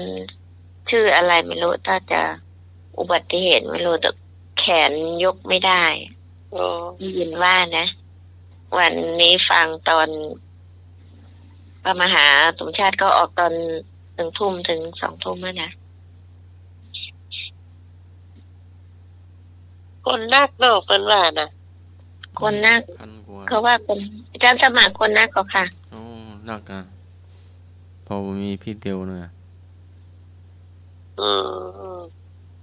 เก้าอี้จนปอยอ่ะเปิดไว้300เป็นพันทำมวลชิงโชคก็1,000 กว่าเลยอ่ะมวลชิงโชควิทยุพัดลมการวิทยุออกแนบเนอะหุงข้าวสับเพราะว่าเวทีรุ่นทั้งหมด100 เครื่องแล้วก็ของขวัญอื่นๆนะบางคนก็ได้น้ำยาปรับผ้านุ่มน้ำยาซักผ้าอะไรประมาณนั้นคนมันเยอะเวลาไปแล้วค่ะครับอย่างรถไฟจังไม่มีกี่ขา2 ขา2 ขาขาขึ้นขาล่องโอ้หมดอ่ะเคยขึ้นรถไฟมาก่อนหรอเคยขึ้นรถไฟมาก่อนแล้วแต่ก่อนเนี่ยโอ้รถไฟมีกี่หัวถึงกระจ้างบ่ถึงกระจ้างเดียวกะหัวเดียว2 หัวตัวหัวไม่ได้ละโคบได้ละน้องเองรถไฟมันก็มีหัวเดียวกับฐานรถไฟหัวปุดรถไฟมันก็มี2 หัวมันมี2 หัวแต่นะไอ้หนุ่ยก็ขึ้นหัวลงอ่ะไม่ใช่ไม่ใช่อย่างสมมติว่ามันเอาขบวนนั้นเนาะจอดเอาไว้เนาะมี2 หัวแต่นะไอ้หนุ่ยอู้แสนได้อู้เล่นนะครับนี่มันจอดไว้ใช่ไหมมันจอดไว้แล้วทีนี้ไอหัวมันมาเชียงใหม่ใช่ไหมไรนี้มันไม่ถอยไงมันจะเอาหัวอีกหัวนึงอ่ะไปต่อแล้วมันก็วิ่งไปวนกลับมาอีกทีลานที่วนวิ่งกลับมาได้ครับมี2 หัวแต่ละรถไฟนะเวลามันจะต่อกันมันมี2 หัวครับแต่เวลามันวิ่งแต่มีหัวเดียวก็เปิดไปตั้งนานแต่เวลามันต่อหัวกันบัดโตอย่างแผ่นดินไหวนี่มันมีตะขอไอ้ที่มันชนกันนะเนาะครับเวลามันต้องไปชนกันจริงๆมันถึงจะต่อกันได้นะจบเรื่องรถไฟอย่างแฮมก่อนจะนอนนี่ใหญ่ก่อนจะนอนก็ต้องนั่งก่อนนะถึงนอน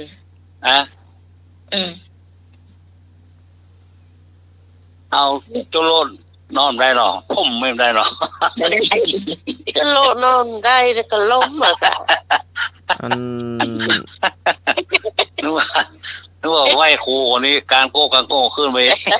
รูปแกนตารูปแกนตา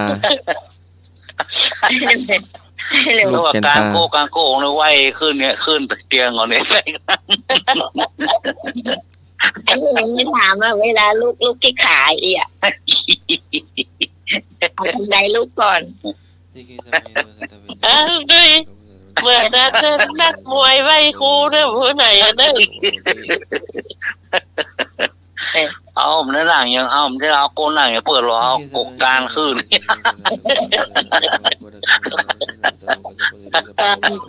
การสมัครมาที่ห้องส่งลืมอะไรมาเกือบคีบ นั่น ลืมพระน้อยปีโตดีโด นั่น อย่างก็มันโอ้ใหม่หมดไข้ไหวหน่อย คือข้าน้อยดีโตปีโดอ่ะ ไม่ว่าอย่างก็ จานสวัสดิ์มาห้องส่งลืมอะไรมา นั่น ลืมอะไร ลืมจ้องฝนตก ไม่ใช่อ่ะไม่ใช่พี่กรณ์รู้คำตอบแล้วแต่ถ้าจะถูกมั้ยไอ้หน่วยอ่ะลืมอย่างลืมอะไรอย่างมา ว่าไม่หรอ อาจารย์สมัครมาห้องส่งลืมอย่างมาไอ้หน่วย ลืมเพื่อกาแฟมา ไม่ใช่ ลืมถั่วเมื่อ ใช่เหมือนแม่ลืม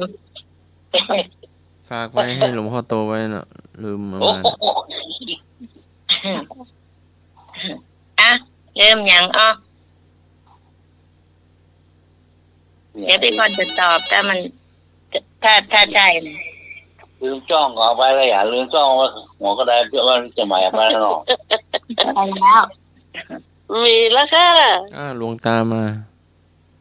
นมัสการครับ เรื่องอ่ะ ลืมตา โอ้เก่งลูก ครับตามาตัวลืมตาครับ โอ้ เนาะ ไม่เรียนโป้ จะ เล ราย ยการเนี่ยครับเนาะ ถ้ามันลืมตาจะมาอย่างไงอ่ะคลำมาแล้วตามาคลำมาเนาะคลำมา หลับตามาก็ได้ นะ ลูกนี่มานี่บ่ได้หลับตามาก็ได้วะ ว่าเต้ากะ มันจะเต้าหนังอะเนาะเต้าเสาหนังอะ เต้าเสาวิทยุเต้าเสาประตูเต้าเสาป้ายสถานีเต้าเสาป้ายศาลาครูบานะ ตาโอ้ โอ้จะหลับตามาว่ะจะหลับตาลงไปได้ยังไง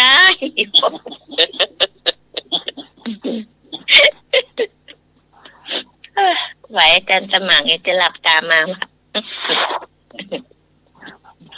หลับตามาได้ไง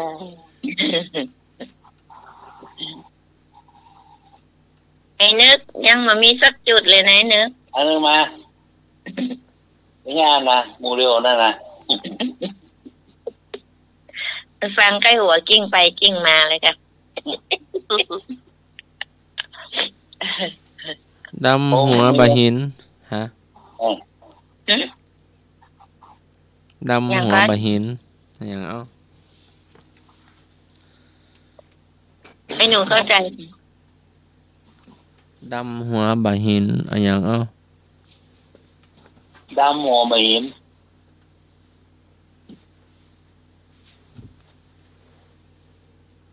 ดำหัวมาหินหินก้อนกำ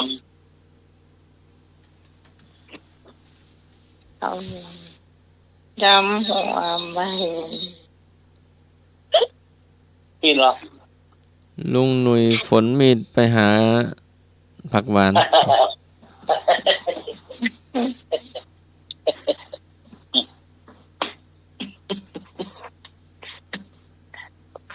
นึกว่าฝนมีดไปหาเห็ดหอบใช่ เอาของป่าอะไรมาไม่ได้มั้ง มันมาเข้าป่าแล้วจะสมัคร เห็ด เป็น ก็ ยั บ่ กษ์ ได้ หัว ไข่มดดำมดแดงก็บ่ได้ เอาของป่าดอกไม้ป่ามาก็บ่ได้นะ ไม่ได้เพิ่นจับหมดแล้ว เอา เดี๋ยวนี้เพิ่นห้ามแล้วมันจะกลับมาเข้า ลุงได้ปลูกผักหวานได้เลี้ยงไข่มดแดงแล้วเนาะ ไม่ชอบกิน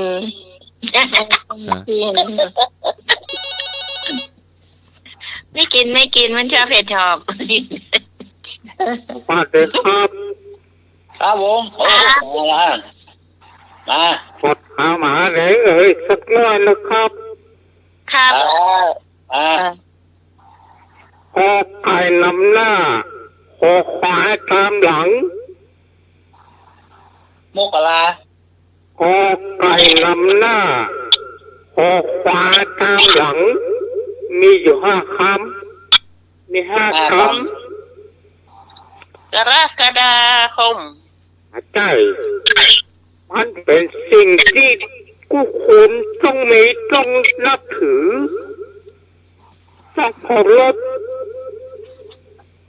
พระพุทธเจ้า ใช่ พระเจ้า50 พระองค์ ยิ่งกว่าพระพุทธเจ้าก่อน ยิ่งกว่ากะ ยิ่งกว่าครับ พระธรรม ใช่ พระพุทธ ใช่เลย แก้วทั้ง3 ประการ มาใช่ โอ้ยิ่งกว่าพระเจ้ากะบ่มีแล้วกะ มีกามี มีสุดยอดแฮมอ่ะ มีครับ เป็นอย่างอ่ะ โอ้บ่เคยปะอ้าว นั่นเป็นหน่วยมอนๆว่าเป็นหน่วยเหลี่ยม ใช่ใช่มันเป็นสิ่งที่เราควรท กตัญญู ำกับการอยู่รู้คุณ โอ้ได้ละเดี๋ยวว่าเป็นหน่ พ่ ว อย แม่ มอน ช่ ๆ วย นี่ พ่อแม่เอาพุทธเจ้านี่ขึ้นไปกอดแม่บนสวงสวรรค์พุ่ง โอ้ ใช่ถูกต้องถูกต้องถูกต้อง ถูกต้องโอ้เอาหน่วยมอนๆเหลี่ยมๆไม่ใช่หมดอะไร ไปละ ปีกวันละ อีกบ้านละ ถูกแล้วก็อันไปแล้วอ่ะ ขอบคุณนะนึงเนอะครับช่วยกันอุตสาห์สว่างมันหมู่ตาสว่างละ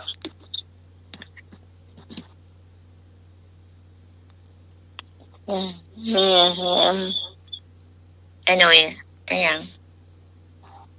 พี่กรณ์จะเล่าอันที่ไอ้หนุ่ยฟังเนี่ยมันก็จะนาน แต่มันก็เป็นเกร็ดเล็กเกร็ดน้อยของพี่นาง74เนาะ ได้ค่ะครับเลยครับ มันเล่าเลยจ้ะวันเมื่อวานวันพุธวันพฤหัสเนาะพี่นาง74ออกอาจจะจำไม่ได้เยอะหรอก เพราะว่าพี่นาง74มีเกร็ดเล็กเกร็ดน้อยเยอะมากมาย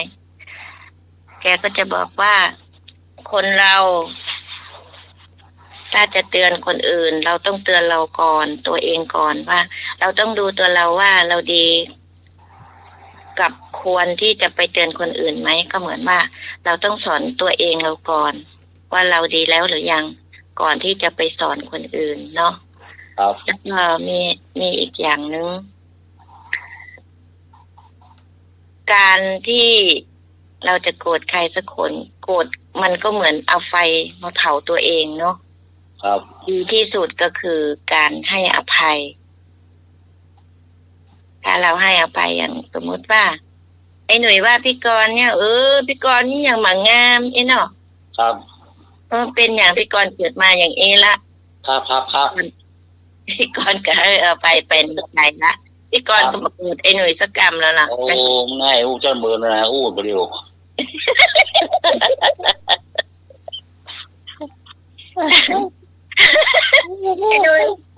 ไอ้หนุ่ยเดี๋ยวถ้าคนเขามาเห็นพี่กรณ์แต่เขาจะว่าพี่กรณ์มันน้ำเสียพี่ ง่ายอู้เจ้ามือนะอู้บัดเดียวไป นั่นแหละแล้วก็อีกอย่างนึงเนาะ อู้อีอยู่เอ้ย หูกะเมื่อก่อนเคยงามเดี๋ยวนี้มันมางามกันจังมันอย่างไปตามมายิบเนาะแล้วก็อีกอย่างหนึ่งก็คือว่าอดีตมันผ่านไปแล้วเนาะแต่ครับอนาคตก็ยังมาไม่ถึง ครับ เราควรทำวันเนี้ยสมมติวันนี้หรือเราทำดีแค่นี้เนาะหรือไม่ว่าเราจะทำบุญทำอะไรเราก็ทำทีละเล็กละน้อยไปเรามีแค่ทำแค่นี้เรามี5 บาท5 บาทมี10 บาทคุณว่าโคดได้แต่ไม่นานอย่าให้โคดนานให้เกิน5 นาทีอ่ะ แล้วก็เป็นกันเลยว่า ปัจจุบันวันเนี้ยเราไม่รู้เราทำดีแค่ไหน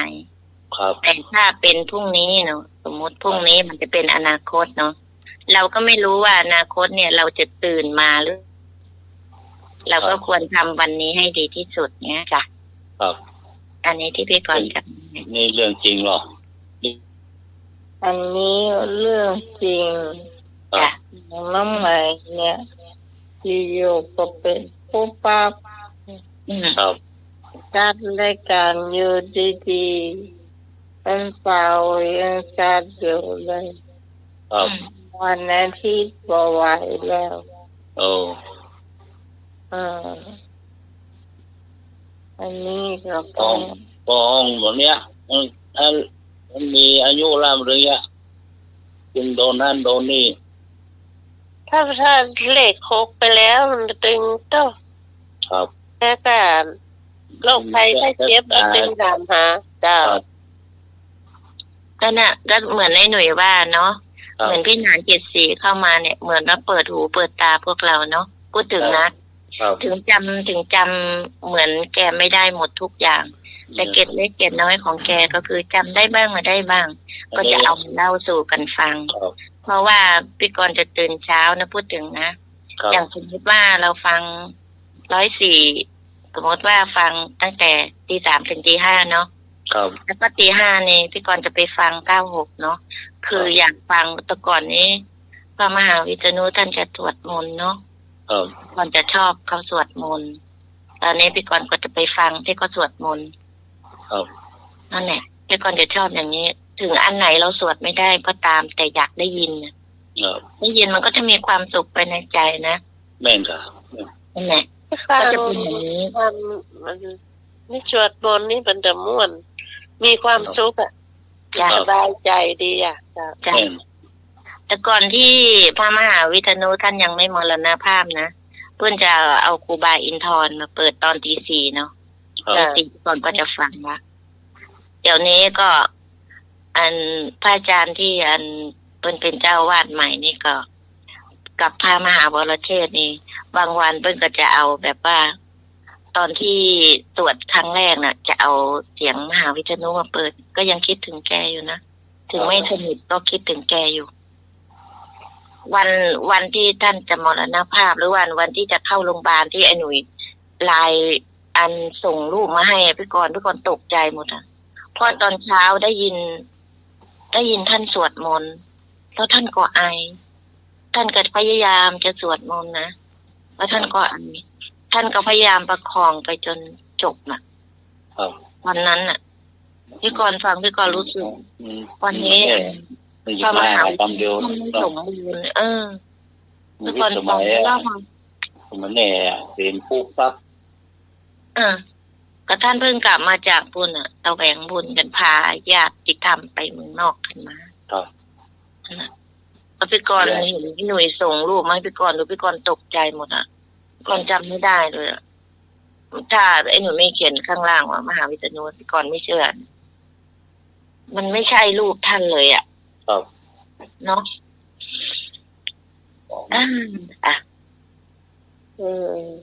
ท่านก็ไปแล้วเดี๋ยวเราก็ไปเหมือนท่านนั่นแหละ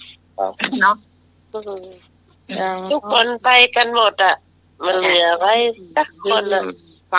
มีสักวันต้องมีสักวันตายแล้วก็เติงหาพี่เติงหาอยู่นะขณะพี่กรณ์ไม่สนิทน้องใหม่นะ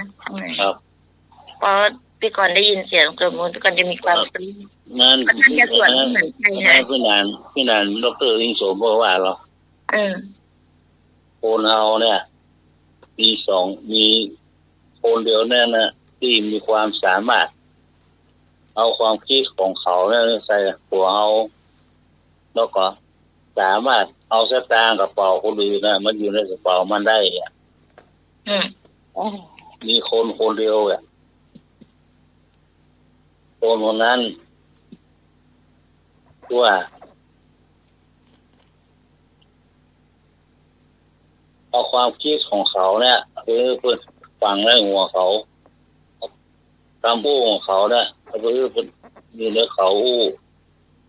จำแล้วก็มีความสามารถคนนี้ก็มีความสามารถเอากับเงินในกระเป๋าอื่นมาอยู่ในกระเป๋าเขาได้เฮา บอกเขาได้ เนี่ยเอาของเขาตะมูของเขาเพื่อฟังหัวคนอื่นได้มีความสามารถขนาดนี้แล้วก็มีความสามารถเอาเงินในกระเป๋าของนั้นมาอยู่ในกระเป๋าได้อะไม่เปลี่ยนไปหรอ ไม่อยากจะบอกไม่รู้ว่าไหน ไม่อยากจะสีอืม น่าจะสีไว้เมียไก่หรอ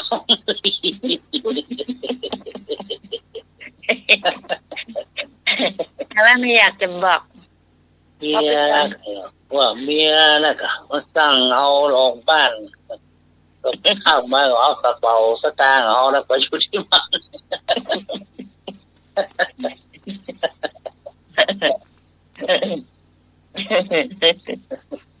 มันเก่งเนาะตา แก้สั่งแฟนมันสั่งผัวไปยังผัวได้ก็ครับทำมารับสตางค์กระเป๋าหัวมันอยู่ที่มันเนี่ยเฮียครับ เจ้าใกล้หมดเวลาแล้วเนอะ อ้าวมันต้องไม่ลาเลยเดี๋ยววันนี้จะว่ากันใหม่ วันนี้ต้องขอบคุณพระอาจารย์พระครูสมุวิศวะวรกิจเจ้าผู้อำนวยการสถานีเจ้าที่เมตตาเวลาให้กับรายการธรรมะใครเครียดขอบคุณพระอาจารย์พระครูใบดิกาสมัครญาณสีโลรองเจ้าวาดวัดสวาหินเจ้าขอบคุณไอ้หนุ่ยสวัสดิ์ปีกเจ้าผมดีครับเจ้าขอบคุณพี่จอนเจ้าไม่เป็นไรจ้ะเจ้าพี่สมัยสุริยดอนเจ้าสำหรับวันนี้คุณรักษาเทวดาคุ้มครองพระรัตนตรัยปกป้องคุณผู้ฟังที่ฟังรายการทุกคนเพิ่งมีแต่ความสุขพรุ่งนี้เขาปากันใหม่3 ทุ่มถึงเที่ยงคืนสำหรับวันนี้สวัสดีเจ้าครับสวัสดีเจ้ามันการสมัครค่ะอุทาตากัมมะเทยเยสุอัปปะมัตโตวิธานะวาสมังกัปเปตังชีวิตังสะมะภะตังอนุรักษติผู้ขยันในหน้าที่การงานไม่ประมาทเข้าใจจัดการเลี้ยงชีวิตพอสมควรจึงรักษาทรัพย์ที่หาไม่ได้อังคุตรนิกายอัฏฐกะนิ